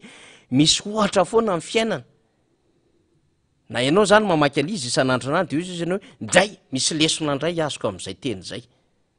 de miezaka ianao zany mampiatra an'izay lesona azo avy amin'ny alalan'ity boky tantara ny fiainan'ny filomarikaravalomana ity de samy vavaka tsika ho an'ity fireneny ity isaorana ianareo zay tonga aty amin'ny MBS foana eo anelanelany amin'ny 7 sasa-maraina ka hatramin'ny 2 atoandro eo zany mikaroka ny azona izay boky zay voafetra ihany anefa le izy satria dia zay voatota no sy azo famandriana zany no alaina zany de amidy tena hoe 2 ariary raha ny kalitao amin'ny boky sy ny sisa sy ny fanatotana azy everina fa tokony ho zakany rehetra zay 2 ariary zay tsy fitadiavam-bola lizy tompoko fa mba à titre de participation zany no amin'ny fanatotana izany bokytsika zany de isaorako fa misy raha matoa tonga vao maraina teo avy any Ivandry any de nanatitra koa izy boky ity boky ity zany de tetibola ho an'ny olom-pirenena mifanaraka amin'ny lalàna ny fitantanam-bolam-panjakana 3 sy 4 mahafinaritra be itony zaraina mamaim-pony tony fa ho atsika manao fandarany etrao ary amin'ny maha olom-pirenena atsika de mila mahafantatra ny résumé an'izay loi de finance 3 sy 4 zay de isaorako manokana zany madame Zaki zany nitondra an'izay boky izay taty amintsika eny ary efa eto akaiketo Andriamatoa Mamirabenirina question fahatelo ionivon'ny anteny miram-pirenena sy olo-mamoaka Madagasikara voafidy teny Ambohidratrimo secrétaire général ionivon'ny antokotiky Madagasikara zay manana andraikitra ho amin'ny zay fifandraisana misatridraisam-pirenena sy anaty zay marobe ny azo ambara député Mamirabenirina iresaka an'izay tokoa izy fa de miaraba tonga soa eto amin'ny fandarana miaraba tsika rehetra tompoko miaraba ny faniry miaraba ny rina miaraba ny ekipa teknika rehetra ato miara-miasa rehetra miaraba ny radio miara-manonja rehetra ary miaraba ny isa tanàna rehetrarehetra any zay lalovana rehetra na ny eo anivon'ny distrika ny Ambohidratrimo zany na eo anivon'ny firenena amin'ny akapobe mihitsy satria tato ato de tena nivezivezy amin'ny fanomanana nyty famerenana ny fahefana eny anivon'ny vahoaka ity kopa tanànatsika rehetra tompoko faly tafahoanetindray andro any eny ary député Mamirabenirina amin'ny andraikitra maro samihafa moa zany efa fantatry ny rehetra maro de maro fa tianomboka lafin-javatra afahako fa aleo aloha iresaka ho amin'ny andraikitry ny solombavam-baoko eo anivon'ny anteny miaram-pirenena satria ny zava-misy de mandalo eto amintsika eto indray ny eo anivon'ny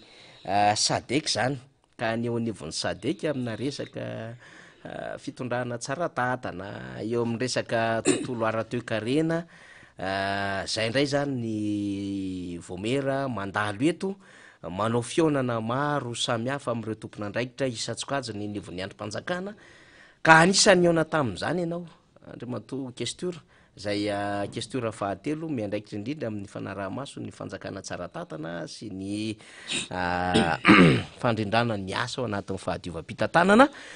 everiko angamba depute mamyrabendrina aloha mba ty de tena hoe tsy ho tompotra amin'io arak'izay tena fiteny azy mihitsy mba tsy ho tompotra amin'io mihitsy mpanaraka atsika zany goavambe ny fionanao tamin'ny tompon'andraikitry ny sadeka tena mibrofesanao nanatona teny moa ny teo anivon'ny sadeka omaly teny tsy mba zaza mba tsara ihany ny resadresahana am'izany satria rehefa miresaka sadek depute mamyrabendrina de sadek sy ny resaka ina moa négociation politique sadeka sy ny resaka cadre électoral amina lafinja processus moa zany électoral na zany hoe nizotra raha-pifidianana ohatrohatr'izay foana rehefa mihaino sadek zany fa mino fa ny sadek amina fomba fijerara ekonomika sy ny resaka fitantanana no tonga teto ia manambahiny tokoa ny anteny miaram-pirenena am'izao fotoana zao reo solotena avy amin'ny sadek ireo araka fanamarinana ataony faniry teo ny fahazarantsika rehefa maheno hoe sadek sadek de lay vondrony ino ty izy firenena vitsivitsy mitambatra ty amin'ny faritra somary atsimo antsinana ny afrika ao amin'ny région afrika zany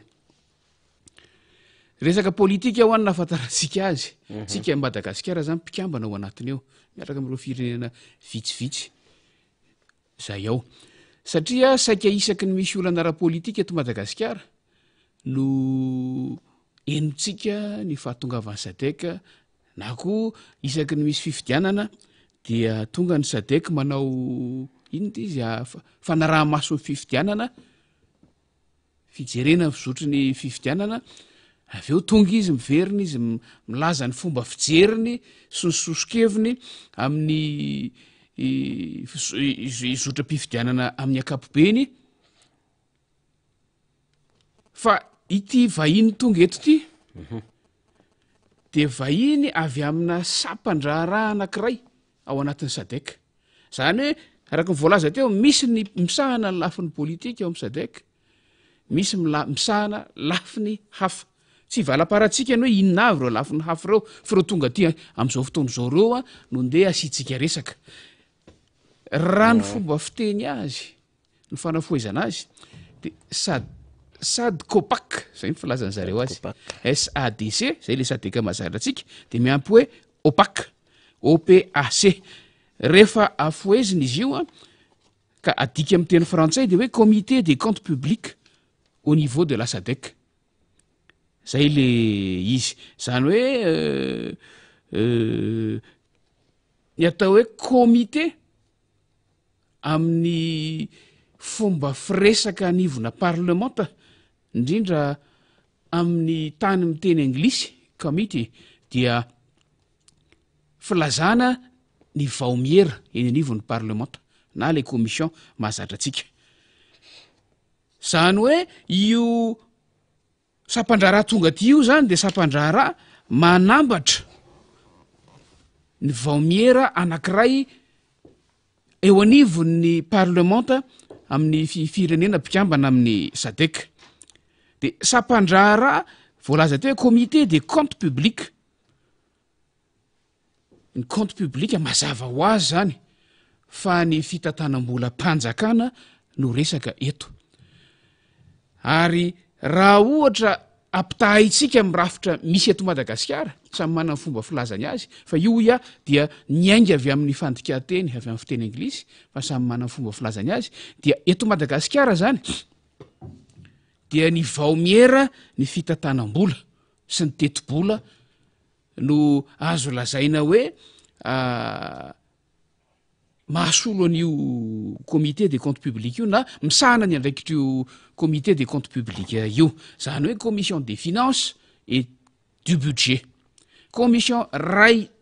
anisany ngeza indrindra eo anivon'ny parlement io ary raha eo anivon'ny anteny miera-pirenena malagasy de fatatsika ny lanjany io satria io no azo lazaina hoe manaramaso ny fampiasam-bola mpanjakana sy amin'ny alalan'ny fampiaran'ny fitondram-panjakana ny politika akapobeny ny tantanana ny fitondram-panjakana io no manatanteraka ny asa fandiniana ny volavolan-dalàna rehetra mahakasika ny fitantanam-bola manompoka any amin'ny le ataontsika hoe ratification na ny fanekena fanaovana sy ny fifanarahana fampiasam-bola sy findramam-bola ka tonga hatrany amin'ny fandiniana ny teti-bola-mpanjakana amin'ny akapobeny na ny loi des finances zany amin'ny dingana rehetra sahaniny io vaomiery io no tompona andraikitra voalohany amin'izany eo anivon'ny anteny miera anankiray ao anivon'ny sadeka zany de misy sampandraraha anankiray ivondronan'ireo io vaomiera misahana fitantanam-bola eo amin'ny firenena anankiray zany hoe ny commission des finances sy ny budget isaky ny parlementa isaky ny firenena iray dia nitambatra amin'ny alalana organisation na rafitra anankiray eo anivon'ny sadek tsy zava-baovao io fa zavatra efa nisy io ary arak'izay hitondrako ny fanazavana zay de hitatsika fa tena lafin'ny teknika amin'ny mahaparlementa amin'ny parlementa no sahaniny io sampandraraha io fa solombavam-bahoaka daholo no mpikambanao miampy teknisianina zay mpiara-miasa amin'ireo solombavam-bahoaka isaky ny firenena zay mpikambana ao anatin'ny sadeka ireo de Madagasikara zany tokony ho ao anatiny io sadeka opaky io raha ataontsika hoe efa 20 taona mahery satria tany amin'ny taona 2021 tany no efa nitsangana teo anivon'ny sadeka io za moa raha niona tamin'zareo ny malitolakandro de nanontany hoe fa maninona n'izao no sadeka opaky vao manatona amin'ny Madagasikara manentana amin'ny Madagasikara hiditra ao anatiny de hoy izy efa taty indray mandeha zahay taona maromaro lasa zay fa tsy nisy toy ny avy taty Madagasikara isika nefa Madagasikara mpikambana feno rehefa miteny hoe feno de misy dika amin'ny be deaibe zay ao amin'ny sadeka ary misy fetraika amin'ny betsaka amin'ny fandraisana anjara sy fandraisana andraikitra sy fifampandiniana ao anatiny zany inona zany ny tena asan'lay sady kopaka io ny asany zany arak' zany amin'ny resaka teknika zay de natao hifanampian'ireo vaomieran'ny fitantanam-bola sy ny teti-bola isaky ny parlementa isaky ny firenena mpikambana hifanampiana mba hafahana izy ireo manatanteraka ny asany atsakany sy andavany mba hifanohanana arak-hevitra sy ara-pomba fiasa sy ara-teknika ny amin'ny hoe inona marina no andrasana amin'io commission io amin'io vaomiery io amin'io komity io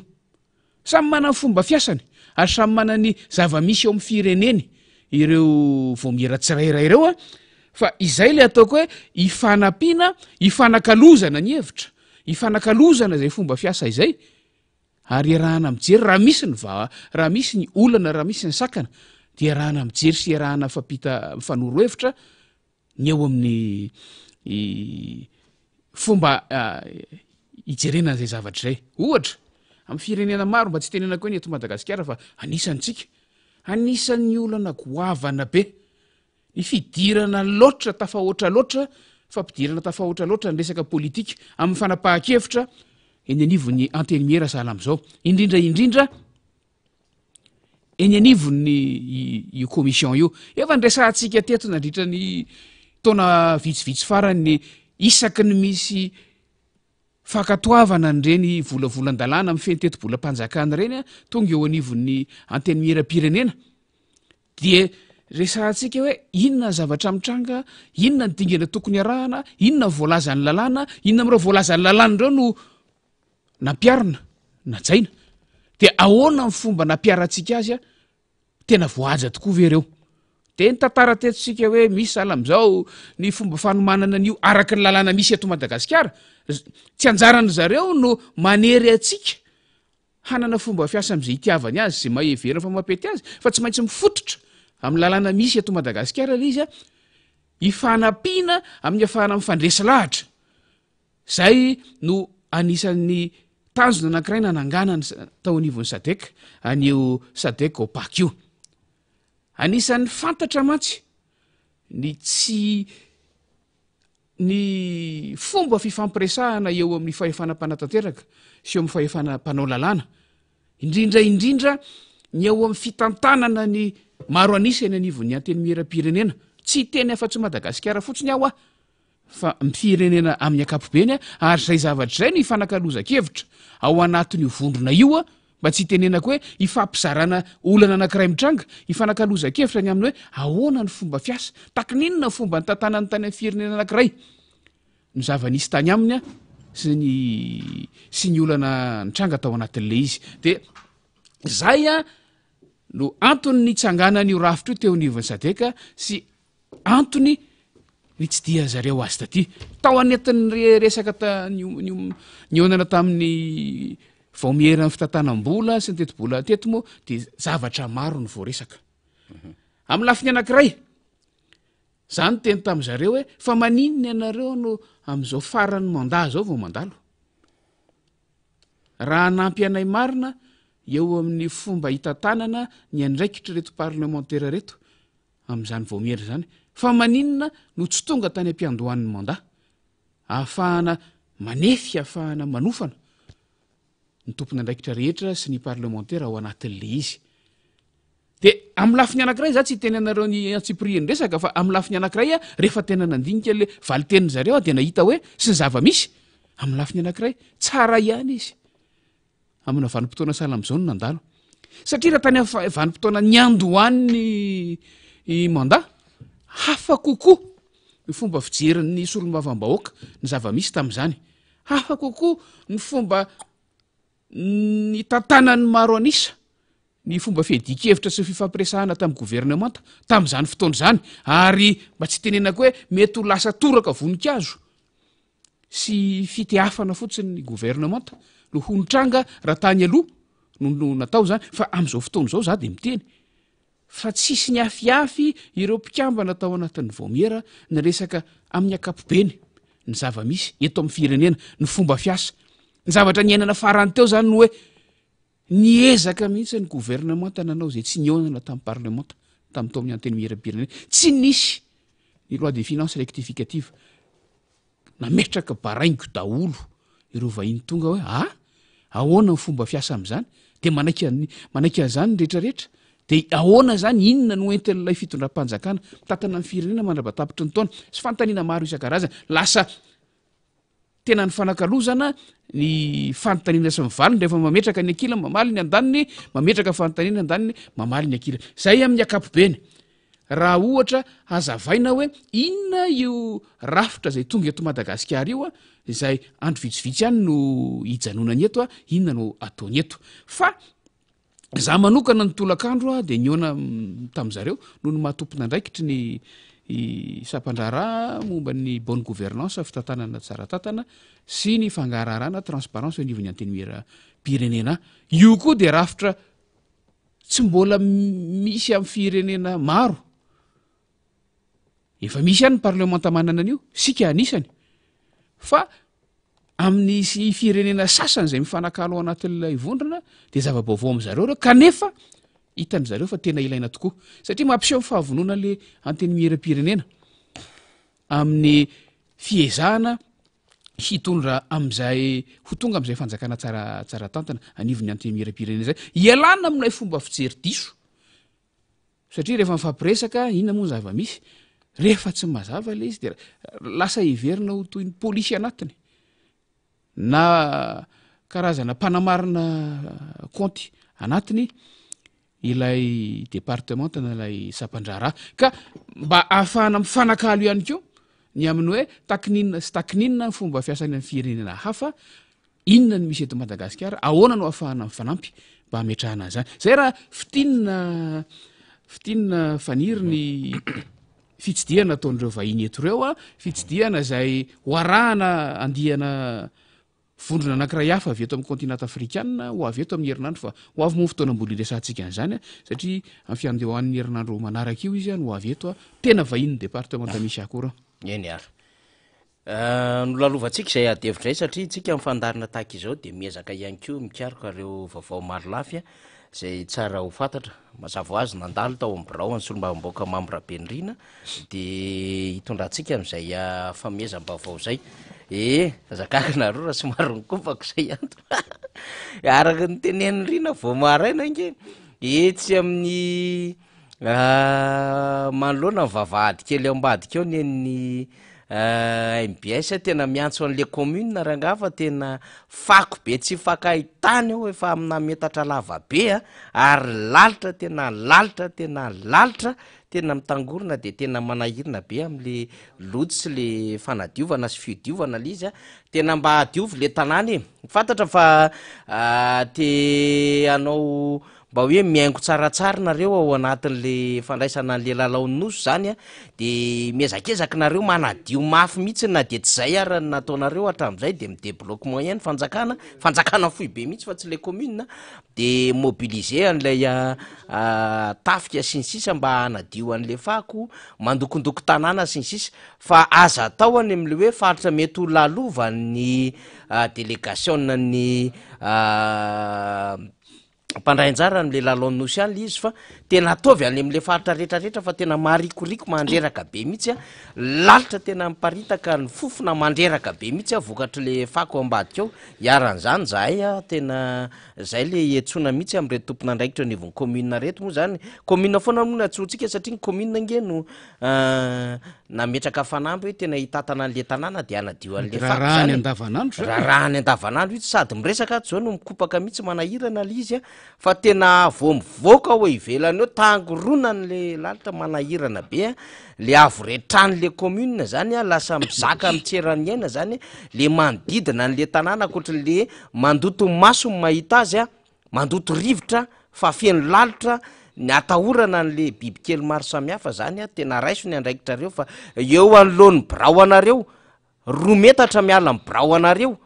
misy an'izany atao nosipatrana tena mba menatra ihany anareo mandehandeha reo am'le vitre fumé ianareo am'le ranomanitra be ianareo am'le 4 épingle be sy ny sisa le any amin'ny grande surface nefa le olona le tanàna tantaninareo tena voretra be mandreraka be mihitsy de zay mba atsotsika zany eny ary ataoko hoe tsetsatsetsatsyary tsiny kanefa tokony mba handraisana andraikitra député Mambrabenirina ho an'reto mpitatana ny tanàna reto amin'ny asa andavanandro fa iverina am'izay satria ianao moa zany député Mambrabenirina ao anatin'ilay solombavam-baoaka zay mpikambana ao am'le hoe fiara-miasa fifakatiavana eo am'ilay parlemanta malagasy anglisy mizahatra nitranga tamin'ny herinandro lasiny tamin'ny herinandro mihitsy ny 10 volana aogositra izay no hoe voasambotra tao a Londres tao ny taleny kabinetra niaraka tamina teratany frantsay iray fantatra araky ny efa fizaram-bavao rehetrarehetra de hoe fifampirarahana ara-barotra le izy mba ahazona tambiny manokana zany zay le hoe pot de vin ndresahana zany manodidina ny 260 000 euros zany na eninalina sy roahetsy euro teo eo zany lay fangatahana tambony zany nangatahany raha matodidirika aby rony Andrenarsoa ary ny ampetrabola 500 ity petrabola 500 ity mbola tsy fantatra hoe onaniza no part d'action ho soratana anatin'izay hoe tambony fanomezana licence d'exploitation zany ho an'ny orinasa James Field ty zany fa de zay fotsiny ny ely izy hoe 5% part d'action zay nangatahana akoatra n'lay pot de vin la le lelavola zany rehefa miresaka le action ohatra zao zany de roa avetrany escalité sa intitut personné zay foana ny tsy maintsy mandeha ao anatin'ny to de miverina amin'le adevitra tsotra ho an'ny tanàna Antananarivo ngia be ny tanàna rehefa nanangana le SMGD zany hoe solon'le izy parka de nasiana an'ty SMGD ty zay orinasa natsangany foronony teo anivon'ny commune Antananarivo renivohitra ao anatiny eo ingaben'ny tanàna mbola misy mpanolotsaina hafa sy mpiara-miasa hafa aminy ao anatiny eo fa ingaben'ny tanàna aloha ny resahantsika de apetratsika amin'ny fanontaniana izy ao ve inona izy amin'ny escalité ve izy sa institut personnel ka raha ohatra izy rehefa tsy ben'ny tanàna fa mirepresenté ny commune na maben'ny tanàna azy rehefa tsy ben'ny tanàna izy de miben'ny tanàna mandimby azy eo no tokony mandimby ny anjara ao anatin'izay ka maka ny anjaran'ny commune no tokony ao anatin'ilay part d'action anatin'ny SMGD fa raha tsy izay ka na afaka ben'ny tanàna ary izy zay indray le institut personnel de zao mbola misy sombony amin'ny vola miditra ao anatin'ilay SMGD mbola alainy zay zany le ametrantsika fanontaniana ka raha miresaka tsika am'ty resaka hoe tany Londres ity de hoy isitsika hoe les actions licence d'exploitation ho délivreny homeny fitondram-panjakana amin'ny anaran'ny l'État malagasy fa les actions le 500 zay nangatahan'izy ireo hananana ao anatin'ilay petrabola moa fomba fiteny ao anatin'izay hoe action zay fa zarainy iny rehefa avy eo rehefa tonga famaranana n'ilay taona zany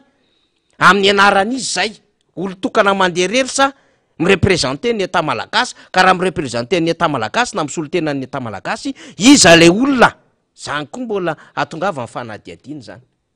mety ho raha matory omendrena solo rery ve zany na mety misy olo-kafa rery ve zany ary raha olo-kafa manokana na ninona ny tafiditra ao anatin'izay ary raha amin'ny anaran'ny fanjakana dikan'izay misy ampanjakana mihitsy ve zany inona tao iny fa tsy misy ao ny olona manokana apetratsika daholo ny fanontaniana fa ny député Mame Rabendrina hoy anatin'le parlementaire zay mitarika an'le fifankatiavana fifandraisana eo amin'ny Madagasikara sy Royaume-Uni zany de mahalala tsara amin'ny fomba fiasan'ireo zareo britannika londonien amin'ny resaka tony raha ara-pitatana na ara-pitsarana amina resaka fahaiza mitatana zany amina resaka fanjakana tandalana ary efa anisany ihany koa nanana fotoana ny tsidihana matetitetika amina karazan-dapa tany ivelany tany député Mame Rabendrina iny ny tranga hitatsika iny tao Londres en pleine réunion mihitsy ozy izy mipano gazety no voasambotra Romy Andrianarsoa sy Philippe Tabuteau zany tam'ty raha scandale goavambe corruption pot de vin ity ny fahafantaranao ny firenena anglisy sy ny amin'ny procédure sy ny zay mety ho lalany ty adevitra ty député Mame Rabendrina no tena angatahana ny hevitra mihitsy satria ianao de anisan'ny mba tsy lazaka hoe tokotaninao ny any fivezivezenao matetika mahafantatra ny fomba fiasan'ny zareo anglisy ianao député Mame tsy tena hoe iambo ahalala ny fomba fiasa satria fantatsika tsara fa amin'ny resaka fitsarana no sehatra resahana eto na de hitatsika raha fa resaka kolikoly no fototra iangan'le resaka de ny fomba fiasa ra-pitsarana sy ny rafi-pitsarana amin'ny akapobeny mihitsy no resahana eto ny adihevitra nandeha tao anatin'ny herinandro fantatra efa betsaka ny resaka nandeha teto dia azo zaraina roa eo zany ilay fomba fijery le tranga aty amitsika aty Madagasikara amin'ny eo olona manana toerana saripady sy ambony an'le olona voakasika no mety ho fetraikan'izany ny atao hoe commentaire ataontsika anaty farango sosona naterak'ilay izy ny fietsika na ny réaction zay nisy tao anatin'izay herinandro zay na avy amin'ny olotsotra na avy amin'ny mpanao politika na avy amin'ny mpandrara fa indrindraindrindra avy amin'ny mpitondra fanjakana zay misy eto Madagasikara fa raha hoy teo hoe lafiny anankiroa de lafiny faharoa zany zay le nyresahan'ny faniry teo ka tsy raha mety faniry de asesitsika aloha zay lafiny anankiroa zay afahatsika mamantatra rehefa avy eo hoe takininona fomba fijerintsika le izy ho atsika aty Madagasikara amin'ny lalàna misy atsika aty de takininona ny fomba famakitsika azy tsika hoa tsisy eo ahalala zava-misy tena marina sy ny atsipriany sy ny fomba fiasany fa takininona ny zava-misy any amin'ny fomba fiasa any Grande Bretagne dia inona ny fiatraikan'izay eo amin'ny fiarahan'ny firenena rotota miasa satria fatatsika fa misy endrika fiaraha-miasa zay eo amin'ny firenena rotota na endrikinina io na endrikinina fa ity moa averiko fa lafy ny fitsarana no voakasika eto amin'ity indray mitoraka ity ny zavatra tena nanaitra tao anatin'le izy aloha mamela anareo raha ilaza ny fomba fijery koa na de efa taraiky ihany ara satria zay avo tonga eto de le hoe le ady hevitra ny amin'le hoe nanao mission sa tsy nanao mission le olona tany de be debe le famonoanafo moa filazantsika azy ny amin'ny teny hoe tsy nanao mission izy fa nandeha tamina impony nivoaka daholo zao karazana fanazavana amin'ny passeport nampiasaina sy ny fomba ny elany teto zao sy tonga hatraminy hoe nesorona tamin'ny toerany avy hatrany izy kanefa nanazavany amin'ny resaka corruption na kolikoly faniry teo namaky famaritana isan-karazany dia rehefa reny no atambatsika rehefa reny no fitiantsika de za koa de mahita hoe tsy afaka tsy hisolotena an'lay fitondram-panjakana malagasy ilay olona tany amin'izay fifanarahana nataony tany ny antony de tsotra na ataotsika hoe anatina vanim-potoana fialan-tsasatra raha ny elany teto eo en congé izy ny ala teto nandeha tany na ataotsika hoe amin'ny anara-manokana ary nanaovan'ny fifanarahana tany am'ireo zahatra anakiroreo fotsiny aloha zahatra resahana de zao ilay fifanarahana zay le tambiny ao anatin'le kolikoly zay le tambiny le fifanarahana de natao hahazona hanomezana tombony anankiray ho an'le anankiray am'le mpifanaraka ka raha ohatra izy nanao an'le offre hoe meo an'ity ary zay nanao an'le soso-kevitra meo an'ity ary zay inona ny tambiny ange fahazondalana iasa eto zay le izy any raha tsy diso ny tambiny ange fahazondalana hitrandraka mihitsy ny tambiny ange fahafahana miasa malalaka eto Madagasikara amin'ny lafiny anankiray tsy voazao reo orinasy ireo ny teo fa raha ireo tambiny vitsivitsy voatanisy ireo aloha ny tonga eto an-tsaina sy voalaza avy hatrany raha ireo ny jerena tsy olona rainge ny manapa-kevitra amin'izany fa fanjakana ray manontolo filan-kevitra minisitra ny manapa-kevitra amin'izany ny amin'ny hoe omeny ty fahazondalany ity omena fahazondalany ty orinasy ty avela hitrandraka sala am'izao ty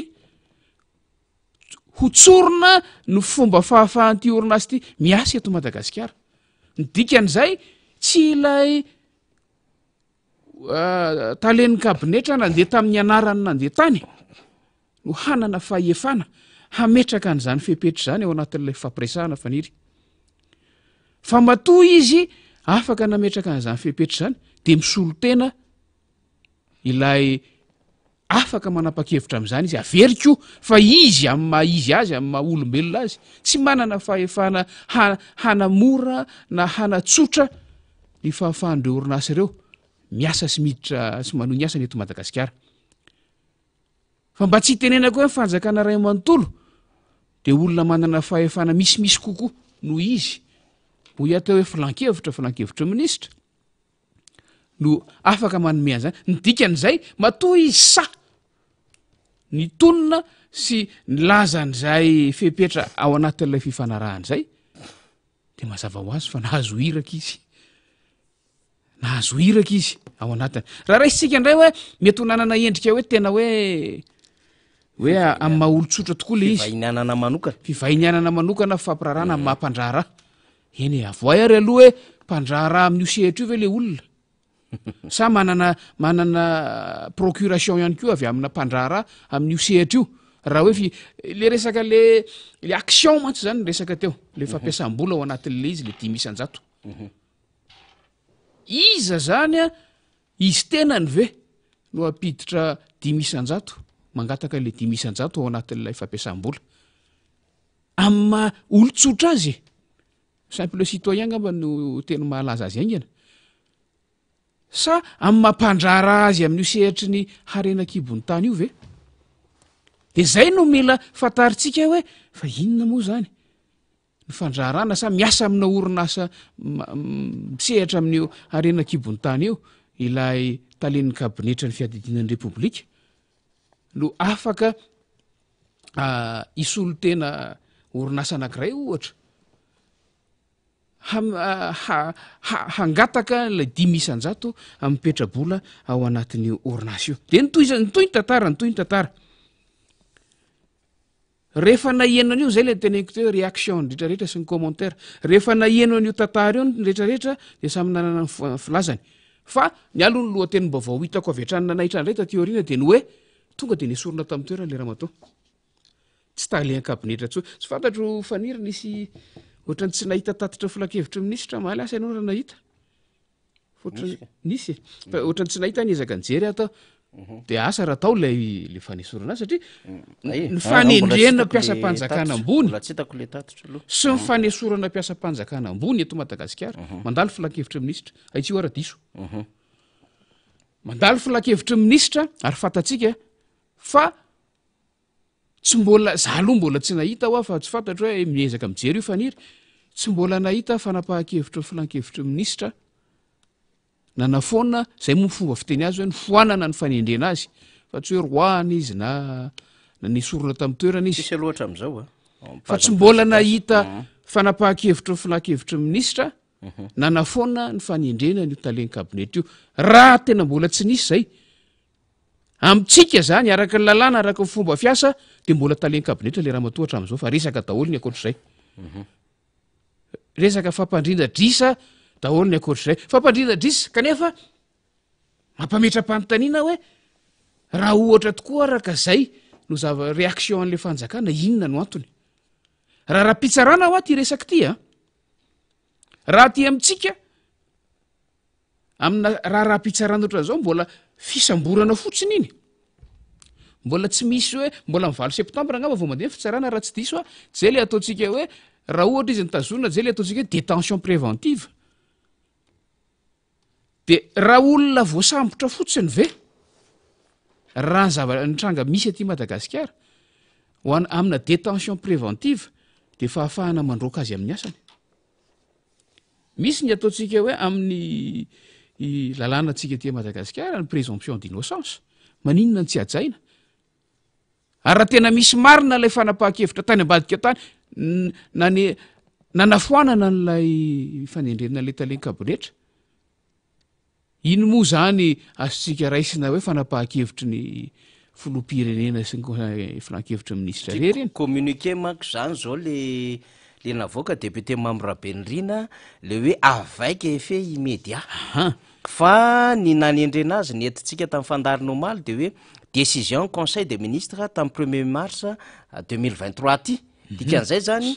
tokony décision conseil des ministres amin'ny alalan'le didim-panjakana manafoana azy manafoana zay le tena hoe zay fa tsy communiqué ny manafoana n'le didim-panjakana de ho avy ve zany le didim-panjakana rehefa avy eo a de inona ny daty hipetraka ao anatin'le didim-panjakana datin'le communiqué nefitsika ny roany a 9 volana aogositra tsy mbola misy ninina hitatsika aloatra am'izao zay indrindra mbola tsy misy ilay fanafoanana ny fomba ofisialy navoaka zay mahatonga amin'ny teny hoe amiko raha ny zavatra fantatro sy hitako hatram'izao de mbola talen'ny kabinetra le raha matoa ary matoa ezaka zana ilay filazana fa nesorona tamin'ny toerana izy de misy dikany ao amiko satria raha ohatra ka tsy manana ny antsipirian'lay zavatra mitranga ny samborana azy tany Angletera ny fanjakana malagasy zay mpampiasa azy tokony nampanao fanadiadiana aloha de arakaraka mivokatry ny fanadiadiana iny no andraisana vepetra fa ny zavatra mitranga eto de zao tonga de resy lahatra ny fitondram-panjakana fa diso le raha matoa de tonga de nosazina nandray fepetra tonga de nysazina ny sazy natao de ny fanesorana azy nolazaina tamin'le communiqué hoe nesorona tamin'ny toerana izy ary tonga de nanadio tena araka filaza faniry teo nolazana fa hoe tsisy idira ny fitondram-panjakana io inona ny mahamahana n'le fitondram-panjakana fa amiko mahina le fitondram-panjakana ka mahatonga azy nandray avy hatrany an'izay fanapaha-kevitra aingana de aingana izay na de tsy natao tamin'ny fomba ofisialy aza fatatsika ny fomba fiasa amin'ny akapobeny fa raha ndeha zany zao fitsarana rehefa avy eo ataotsika hoe afaka soma tsara le raha matao raha iny nefa ny antony nanasorana azy tamin'ny toerany de inona no hitranga ao anatin'le izy zany rehetrarehetra zany a mampametra-panontaniana satria fatatsika fa ny ady hevitra mandeha am'izao fotoana zao de ny hoe tafiditra sa tsy tafiditra ao anatin'iny tantara iny a initranga iny a ny fitondram-panjakana amin'ny akapobeny de zay no mahatonga mitondra an'ireo fandalinana tsotsotra sy fanazavana arak'izay mba takatry ny sain'ireo afahatsika miomana sy manohy ny fanadiadiana eritreretana hoe tena tafiditra tokoa reo sa tsy tena tafiditra de inona no fanahiny ny fitondram-panjakana fa raha ny tokony ho izy raha azo ny antoka fa tsy misy idiran'ny tsy misy mampiditra ny mpitondra-fanjakana amin'ny akapobeny io ny tokony nataony aza dia nanao karazana fanambarana filazana ataoko hoe fanadiovana le olona voasambotra fiarovana azy amin'ny mampiara-miasa aloha voalohany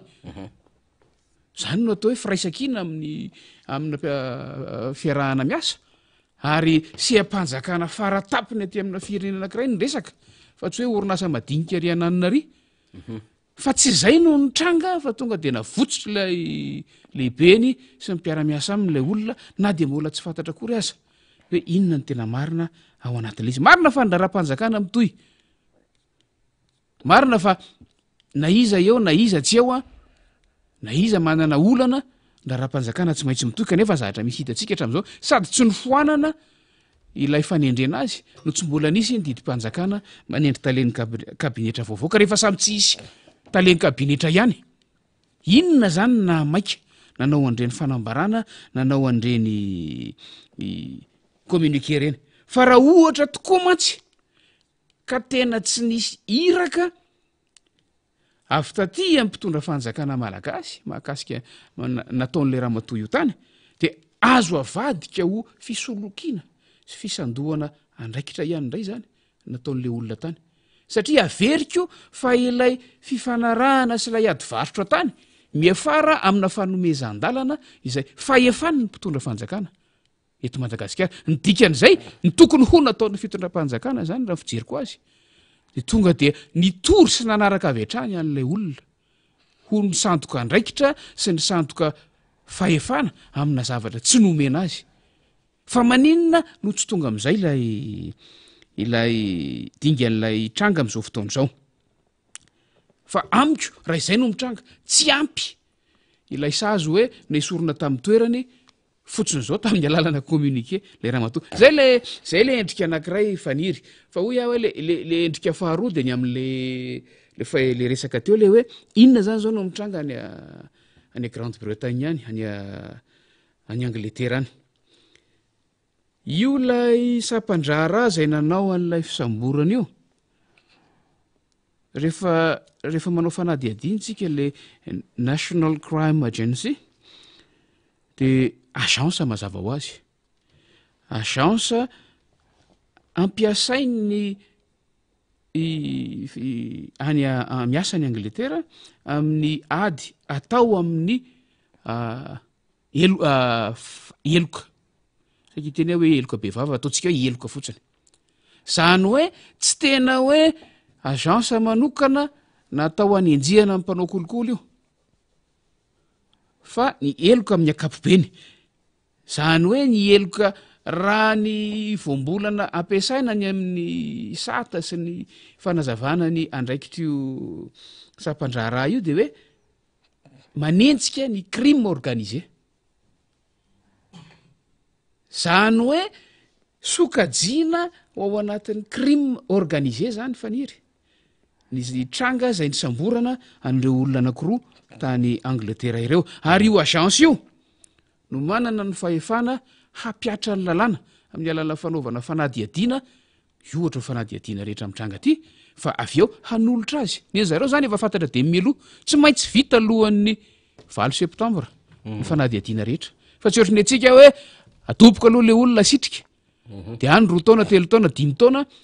tsy misy fitsarana tsy misy datina fitsarana mivoaka fa nendry zareo efa voalamina tsara hoe samborona le olona tsy maintsy vita alohan'ny datin'ny fitsarana zay fantatra miloha io ny fanadiadiana ahafahana manatanteraka an'lay fitsarana ka zay ny teneniko hoe raha ny fomba fiasa zany sy ny rafitra misy any ny fantatra de io agence io misambotra azy ary manao fanadiadiana ary anolotra azy eo alohan'ny fitsarana zay efa fantatra koa ny sokajy-pitsarana izay handray ny andraikitra ao anatin'le izy hoy ateo hoe misy endrika fifandraisana eo anivon'ny firenena rotonta efa fantatsika efa nisy vaovao moa zany ny fahamarinany tsy mbola za manokana tsy mahafantatra azy fa ny ramaraka na hoe mangataka ny fitondram-panjakana malagasy ny amerenana an'lay olona ty Madagasikara amin'ny endriny hafa moa zay zany fa ny tadiavina de hoe mitady fomba hafa zany ahafahana mirécupérer zany hoe mapody an'le olona fa eto dia lalànana firenena roa samy hafa no miatra eto coopération judiciaire misy ny coopération judiciaire fa misy ko nefa ny hoe any am'le firenena vahiny no mitranga le zavatra tany nisy le fisamborana tany nisy lay fifampiresahana ndraindray moa le izy mbola raisana atao hoe aiamaka amina kolikoly fa matoa efa ty agence ty manao an'le famitorana de fa sokajiana ho eloka be vava crime ary crime organisé ho ilay resaka teo ka misy ny tsy maintsy hajaina ny fiapetra sy ny fomba fiasa eny anivon'ny firenena anglisy io nge mitovitovy am'le tam'le volamena 3 kilao izy iny lay malagasy zay nitazonina tany Afrika Atsimo ny ezahany mpitondra fanjakana malagasy arak'izay azo atao tsy diso fitadidiko ny apodinan'izy ireo fa misy ny lalàna hafa ny eto Madagasikara hoe hatrany mpitondra fanjakana tsy mirarahany zany lalàna zany fa zay tiany atao de tanterahany am'izay fotoana sy mapetipety azy fa ny any amin'ny firenena tandalàna ny any amin'ny tany tandalàna de tsy afaka manao an'izay fa mapiatra amin'ny atsipriany ny voalazany lalàna ao anatin'le izy de mandra-pahatonga n'le 20 septambra manao fanadiadiana ary ny any manao fanadiadiana tsy mino sika efa tsy ohatry ny aty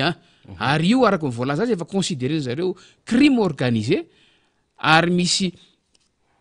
lafy ny fifandraisana iraisam-pirenena tafiditra ao anatin'io miandry an'izay mandra-pahatonga an'izay 20 septambra zay zany dia samy mitebiteby eo tsika na mitebiteby amin'ny lafiny ratsy na mitebiteby amin'ny lafiny tsara ny tiako eviana hoe mba ahitana ny marina ao anatin'le izy keo satria zay ve zany ny fomba fiasa ao anatin'io rafim-panjakana sy fomba fiasan'ireo olona nome notendrena hitatana ny raharam-panjakana eto Madagasikara ny any manitikitika député membre Rabendrena satria nzatra resahantsika eto moa zany resaka hoe kolikoly fanjakana tsara tatana resaka action na ny action zany ny apetrabola zay ho ampiasain'lay orinasa tsy mitondra nininna zany zay zany tena marina hoe tsisy nininna entin'reto olona reto zany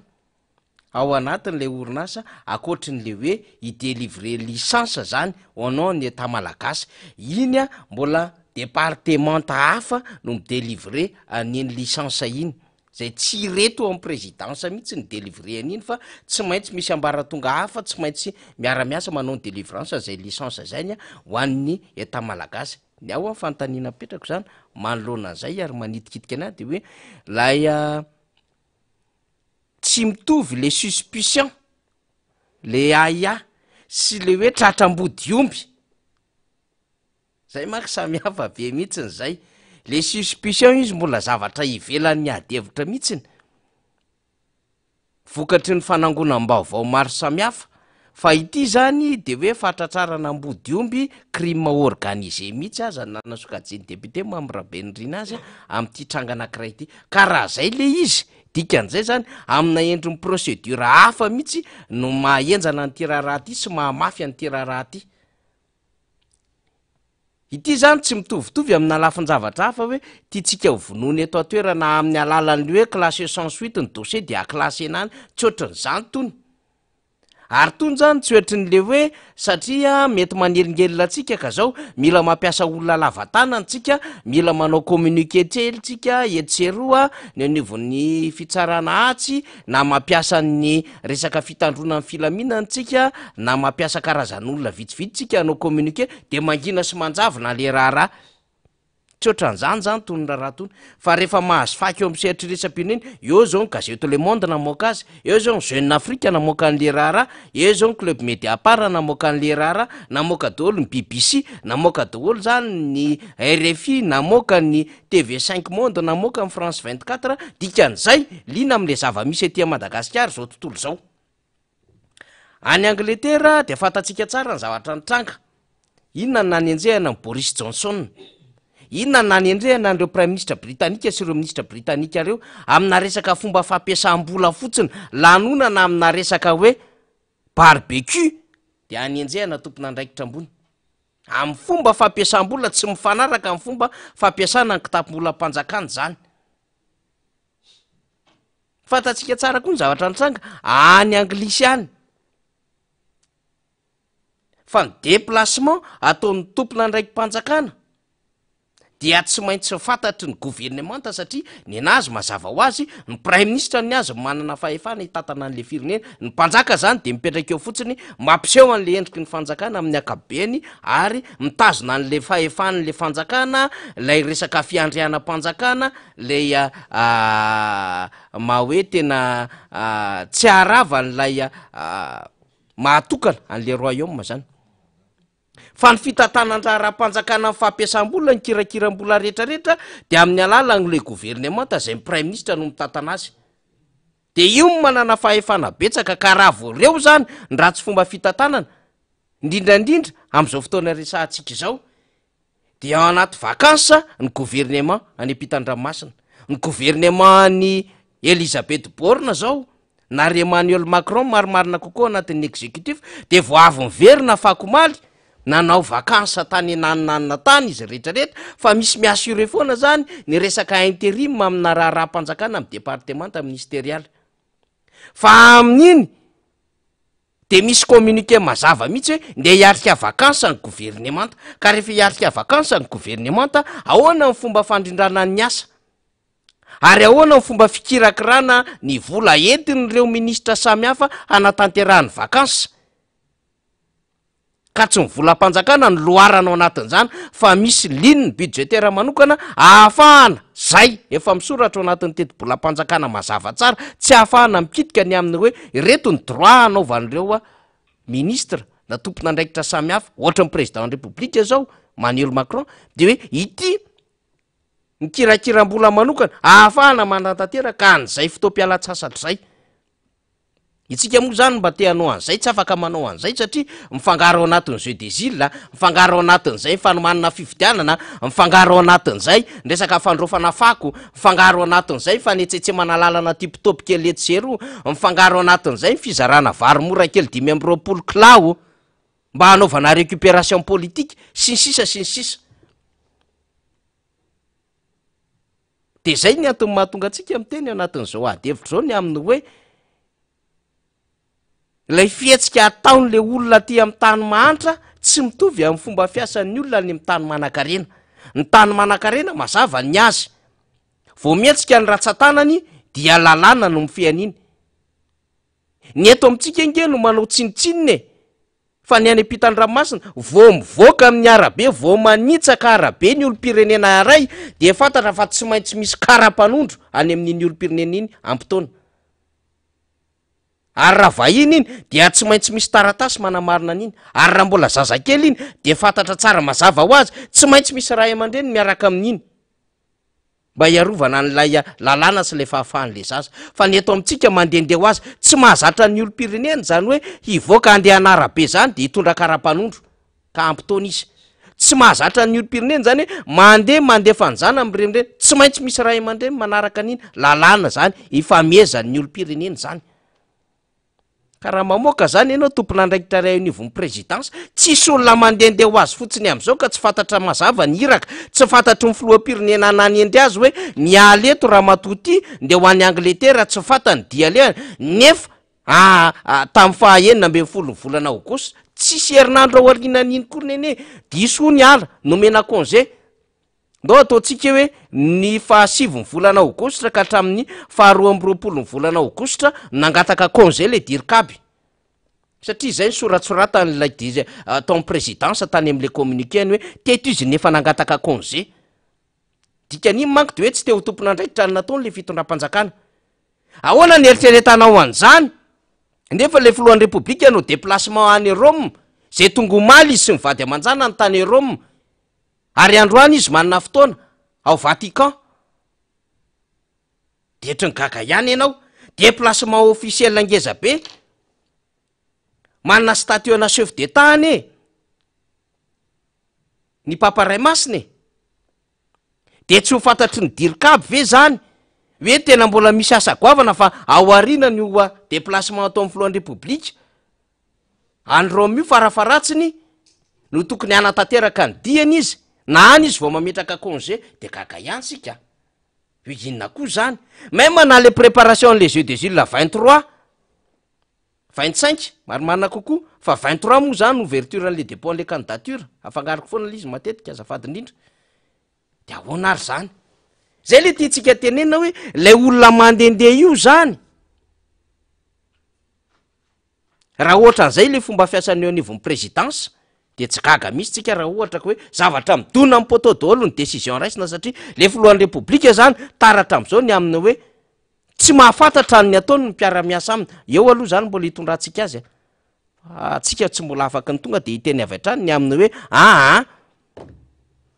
au courant izy na tsy au courant fa ndeha ataontsika raha amin'io fomba fiasan'io fotsiny zany de ozy tsika inona ary zany fanjakany zany ny dirikabinao ve no migérer amin'ny présidence sa ianao président ny repoblika no migérer amin'ny présidence ianao mahafantatra fa misy asa maika mbola miandro eo amin'ny présidence am'reto amehana marobe reto ny déplacement ivelan'ny Madagasikara ny préparation en jeu des îles ny situation politique eto ny amin'ny irotsahana sa tsy irotsahana zay andraikitry ny directeur de cabinet mandamina zany rehetrarehetra zany lobby ara-politika sy ny zavatra marobe tsy maintsy mila vahaolana ary ny présidence de fantatra tsara fa mandray ary tena miketrika mihitsy hoe inona ny mahana an'le problème mamay zao ny zava-misy amin'ny marantsehatra mamay ny zava-misy antsaranina amina resaka sekrenina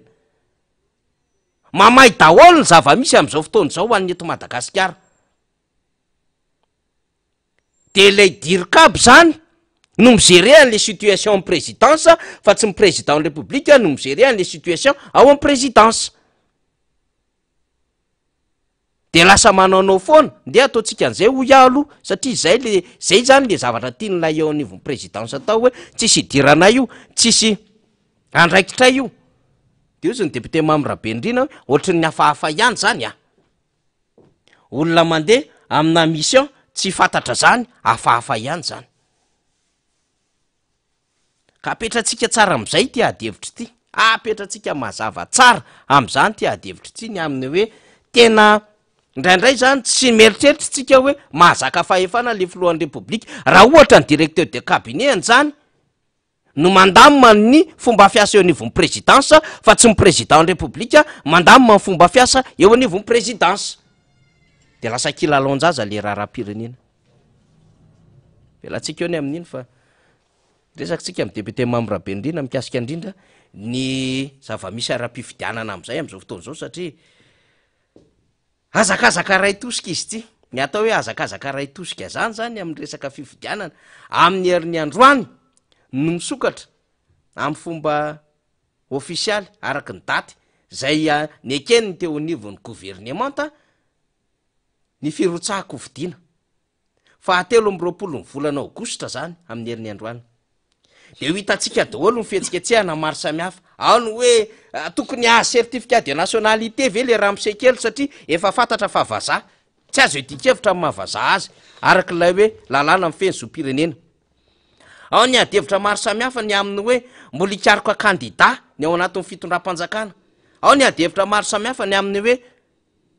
mbola maniry irotsaka izy fa tsy eken'ny lalàna kanefa dia anao foana andetrezana ahafahany mirotsaka ho fidinina indray amin'ny fifidianana ho avy amin'ity 3 fa hatreto aloha raha ny zavatra fantatra tsy latsaky ny folo na manodidina ny folo nefa kandida zay handray anjara amin'ny fifidianana ho avy eo efa ny farana tamin'ny fahafito 10 volana jolay fisoratana anary no fisoratana anary na any amin'ny lisym-pifidianana fa itsika hatramin'izao itenenantsika izao de mbola mare foana adevitra mandendeha any ambadimbadika any fakana lisitra de mahagaga ihany sy mahatalanjony zany ka ny afatrafatra sy ny tsara ho fantatra sy ny fiomanantsika zay ngamba ny zava-dehibe am'izao tsika miteny zao any Tomasina ny filomarika Ravalomanana miresaka am'ireo mpikatroka mpanohana ary ireo sokajin'olona maro samihafa izy sady mampafantatra ny Madagasikara action plan plus no miresaka ihany ko ny toetoetra sy ny mombamomba ny anambetra atsika an'izany komity mpanohana ny marika Ravalomanana izay tsara ngamba ny hitondrana am'izay tsara ho fantatra sy ny mety tena fahamailona député membre Rabenrina fa efa tena tombotra ny fotoana am'izao itenenantsika izao raha ny fiomanana amin'ny fifidianana amin'ny ankapobeny resahana de efa betsaka ny voalaza fa tsika araky ny voalaza fanitry toa de efa tafiditra ao anatin'ilay vanim-potoana tena efa tena anatiny tanteraka mihitsy ary tsy fahadisoana no mamerimberina resaka satria tsy olona ray no iresahana tsy mpikambana amin'ny antokotiko Madagasikara fotsiny no ampitana hafatra fa ny vahoaka malagasy ny mpifidy rehetra mihitsy mba hatratrarana ny tanjona ilay fifidianana tena ao anatin'ny filaminana ary eken'ny rehetra ao anatin'ny fangaraharaana eken'ny rehetra ny vokany rehefa avy eo ny tsara averintsika de zao tanjony atokotiko Madagasikara eo ary raha ohatra ny antokotiko Madagasikara nanapa-kevitra nametraka an'izay de satria resy lahatra fa azo tanterahany zany zavatra zany fa miankina amin'ny hoe finiavan'ny tompony andraikitra tsirairay avy ny lalànako etsy an-daniny manery atsika tsy maintsy hanaja n'io tety andro ny fifidianana io fa manery ho ihany tompony andraikitra tsirairay tafiditra ao anatin'izany ny seni ny vaomiera misahana fifidianana tafiditra ao anatin'izany zay le moa hoe mbola tsy mahamaleo tena ny seni mihitsy ny fitondram-panjakana anisan'ny olana ngetetiny hoe ny andro fanapaha-kevitry ny gouvernemanta vo azona avoaka ny datin'ny fifidianana anisan'ny mpisehatra am'izany lafi fifidianana zany voalohany ihany ko tsy azo tsontsinyavina ny mpanao politika rehetra anisan'ny mpisehatra am'izany zay teo kandida rehetra fa indrindraindrindra voakasika zany ny olo-pirenena rehetra zay mahatsiaro tena fa tompony andraikitra ary tompony io fahefahana io nyteneniko tany am-boalohany hoe amerenana n'le fahefana makany amin'izy ireo any vahoaka ny tompony andraikitra any vahoaka ny fahefana any mpifidy ny fahefana ary ireo vahoaka sy mpifidy ireo no tena tompony andraikitra voalohany amin'ity resaka fifidianana ity de zay no mahatonga antsika mamerimberina foana hoe ampitaina ny afatra makany amin'ireo sokajin'olona ireo mba hatratrarantsika zany tanjona fifidianana madio mangarahara ny fikarakarana azy fa indrindraindrindra maharesy lahatra ny rehetrarehetra ny zavatra mitranga sy ny vokany rehefa avy eo anivony antokotiko Madagasikara sy ny rafitra fampandaniana ny kandida marika Ravalomanana de efa misy ny fanomanana sy ny fananganana nireo rafitra ireo isana mbaratonga paritra eto Madagasikara ndresahana foana ny KMMR hatramin'izay tsy vaovao amintsika zany efa nanomboka tany amin'ny taona 2021 nefa nisy ny KMMR fa isaky ny misy fifidianana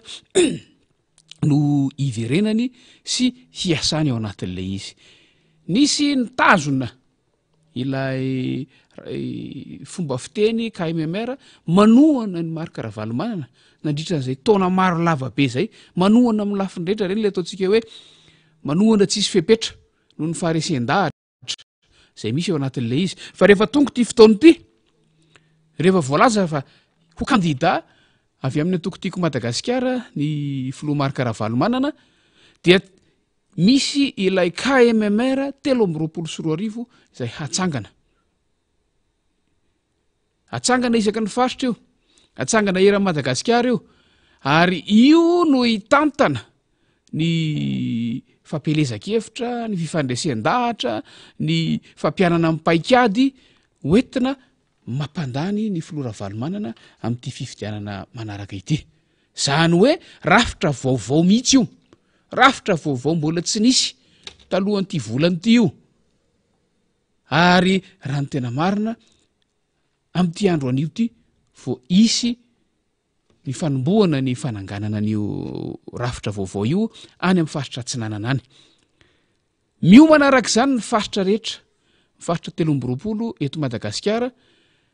sy ireo ambaratonga ny rafitra rehetra misy eto Madagasikara amin'ny fandraisana an'io rafitra fananganana an'io rafitra KMMR 324 mazava ho azy ny antokotiko Madagasikara efa teo hatramin'ny taona 2022 ary mbola eo foana manana ny rafiny ny rafitra izay iesany sy anatanterahany asan-davanandro fa indrindra iatrehana ty fifidianana 324 ity fa ny rafitra KMMR 324 dia hatsangana hanambatra an'ireo mpanohana rehetrarehetra ireo mitovy hevitra rehetra ary tafiditra ao anatin'izany ny antokotiko Madagasikara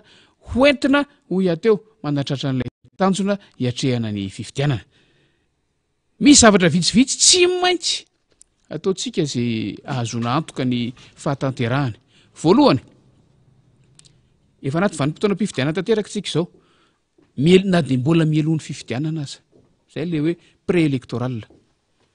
zany ny mahatonga ny mpiara-miombina antoka sy ny mpamatsy vola sy ny mpanara-maso ny fifidianana amin'ny ankapobeny ho efa manatanteraka sahady ny tetikasa isan-karazany reo le ataontsika hoe activité préélectorale fa tsy hoe amin'ny fotoana amin'ny androm-pifidianana sy aorian'ny fifidianana ihany vao misy ny observation électorale fa vao manompoka io zotra-pifidianana io ary efa ao anatintsika zao averiko foana de fa mandeha koa ny observation ny élection de zay le teneniko teo hoe mandeha zany zao ny activité préélectorale samy mandray anjara amin'io na mpisehatra ara-politika amin'ny antoko politika sy ny mpanao politika isan-karazany na ny avy amin'ny fiarahamonim-pirenena isan-karazany ho avy ny androm-pifidianana de ho avy ilay vanim-potoana poste électoral na aorian'ny fifidianana rehefa milasitsika hoe zay ahatomombana fifidianana amin'ny ankapobeny ny tanjona dia manomboko zao zany vanim-potoana préélectoral ny andro ny fifidianana ary indrindra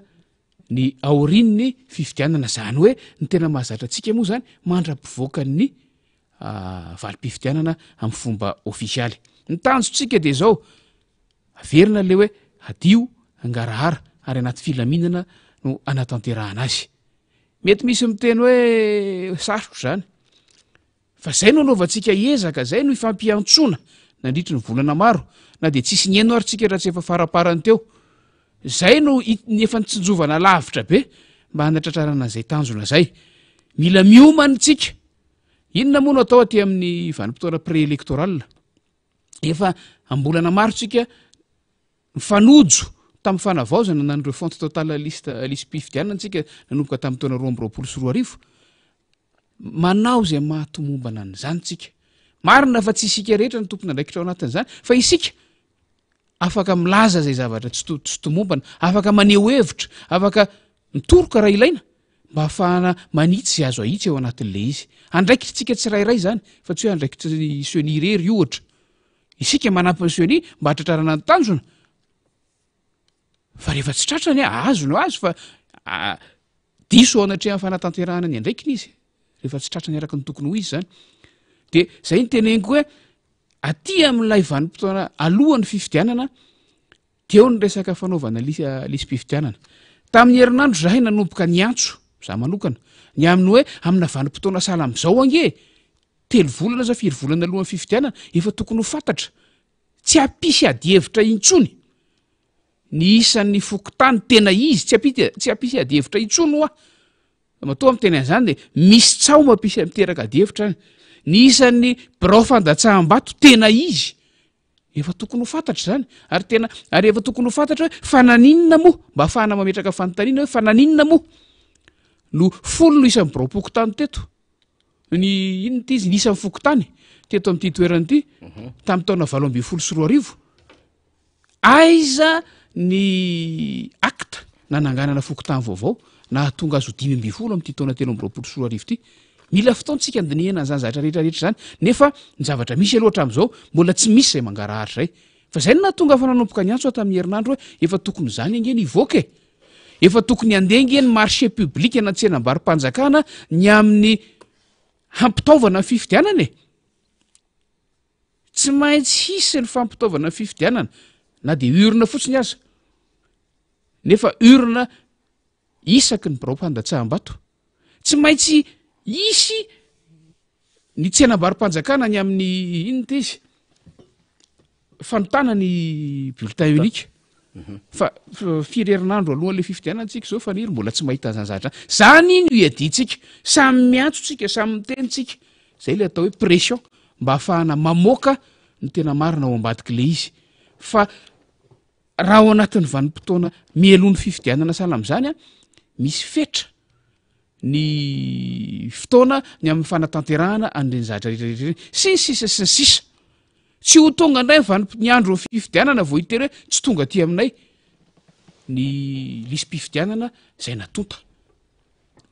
mandritra ny androm-pifidianana misy tena fandatsaham-bato misy ny fanisam-bato mila manaraka akaiky ny zavatra mitranga amin'io androm-pifidianana io tsika ary mila milaza mifampizara vaovao amin'ny minitra sy ny segondra rehetra ny zava-misy isaky ny birao fandatsaham-bato sy isaky ny toerana rehetra misy mba tsy sanatry sisy ny anao fanahiniana anakorotana ny andro ny fandatsaham-bato fa indrindraindrindra aorianany fandatsaham-bato aorianany androm-pifidianana be de be ny asa miandry atsika fantatsika ny lalana iangany ny voka-pifidianana iny miala ny fotony mba tonga ny amin'ny faratapony fantatsika ny tantaran'isy teto amin'ny Madagasikara sy ny fomba fanaovan'ireo tsy mataotody azy ny amin'ny sanatry fanovanana iny voka-pifidianana iny a fantatsika ny zavatra miandry a mandra-pahatonga ny izay famoahana ny fomba ofisialy zany asa miandry atsika rehetrarehetra ny tano saiko teo aloha teo zany ary iombonantsika hoy a ny ananana nyity fifidianana ity tanteraka araka ny tokony ho izy araka ny lalàna aloha voalohany amin'ny fepotona io a fa indrindraindrindra ao anatin'ny fangararahana tanteraka eny ary de zay no tsy maintsy iomanatsika zany a tena efa miomana be mihitsy ny avy amin'ny antoko tiako Madagasikara raiso ny andraikitra tandrify atsika tsy mitsahatra mihitsy zay eto amin'ny fandarana mitondra an'izay teny zay raiso ny andraikitra tandrify atsika aza mitamatama hoy izy ny filomarikaravalo manan'izay de zay zao no hitondrako ny kopatanana mahafinaritra sady fakasitrahana ny namana avy any Sambava any zay tarehan'ny mazoto manana jeune team ny Sambava satria tena mitety commune zareo député Mambrabenrina manao ihany koa fampahafantarana ho an'ireo mpikatroka rehetrarehetra sy ireo olon-tsotra zany a ao anatin'izay hoe andraikitra tokony ho raisina samy hafa izay a amin'ny hiatrehana ny fifidianana ho avy a indrindrandrindra ny am'izay fiarovana ny safidy sy ametrahana fahamalona izay zany mbola ho alefatsika anatin'ny fandarana ny sary avy any Sambava izay vokatry ny fitsidiana amin'ny tety commune satria tena maro be ireo miditra anatin'ny antoko sy ireo hanatevin-darina ihany koa anatin'ny komity mpanoana marikaravalo manana de hoetitsika eto ny sary satria mbola arindra kely izy fa efa misy tonga ao a fa tsy tratratsika andro any tahaka izay ihany koa no anaovantsika ny kopakopatanana ho andreo namana ny tomasina am'izao fotoana zao a miona amin'ny filomarika ravalomanana ny tim faritany ny faritra ny distrika sy ireo jeune sy ny famitima zany a ary reo avamina fikambanana maro samihafa miona amin'ny filomarika ravalomanana isika miteny izao zany a de everitsika zany fa de tena mangany dia ao anatin'izay hoe fitsidiana maro samihafa izay any mahajanga any a reo solomavim-boaka zay mbola mamita hiraka ihany ko miona mpikatroka any mahajanga any a ny etsy atalata matetsy a de anatateraka assemblée générale zany a ny jeune team talata maty a raha ny reko vesa inona misy resaka am'izay a fa ho hitatsika eo ihany moa zany le izy a arakaraky ny zava-misy ho resahako eto ihany a izay fivoaram-baovao zay farany efa nyteny tamitsika teo ny amin'ny hoe mihetsiketsika daholo ny any faritra rehetra zany de miomanareo any tsy monosy any satria ho avy ihany koa zany reo délégation maro samihafa rehefa miresaka tsy monosy efa tany solomamboaka mamrabenrina efa tany ihany ko solomamboaka randrena sostanslasy a mbola misy manana antonde ihany ko satria tsy monosy midadasika be mihitsiny zany a dia ho amboariny eto ihany zany ambara moa zany ny fandaram-potoana maro samihafa eny ary tena marana ty fandarantsika député mamrabenrina fa ny amaranantsika azy de ty fanambarana zay nataony filomarika ravalomanana ty zao marainy zao zany ny amin'ny fiverenany pejy marika ravalomanana ofisialy amitsika zany mpanaraka rehetra de zay no amaranantsika ny fandarana raha-pitsondray a adevitra fa solomamboaka fa ary zava-misy hoanina raha-pirenena no resahantsika fa zay ngamba no tena amaranantsika azy député mamrabenrina de manantena ndray a ho tafaradalana eto amin'ny herin'ny androany eny ary zay fa de mirary soatsika rehetra de mitoy ny asa zay zay indrindra tony asa de misikina heripo azakivy miatrika ny zava-misy rehetra zany isorana iando a sy lalaina atao amin'ny lafiny teknika namana mpiara-miasa rehetra aorinany ty fanambarany filomarika ravalomanana ty ho atsika zany a de tonga de ny generika avy atrany a de mamme fotoana indray ho any raha-pitso de makasitraka ny namana mpiara-miasa ao amin'ny radio mata tena faly miresaka aminareo a vao mahafaly fa tafaverina samatsara amin'ny lona le compte marika ravalomanana ofisialy manomboka sao zany a de afaka manaraka ny zava-misy marina ianareo a sy mapita ny vaovao misy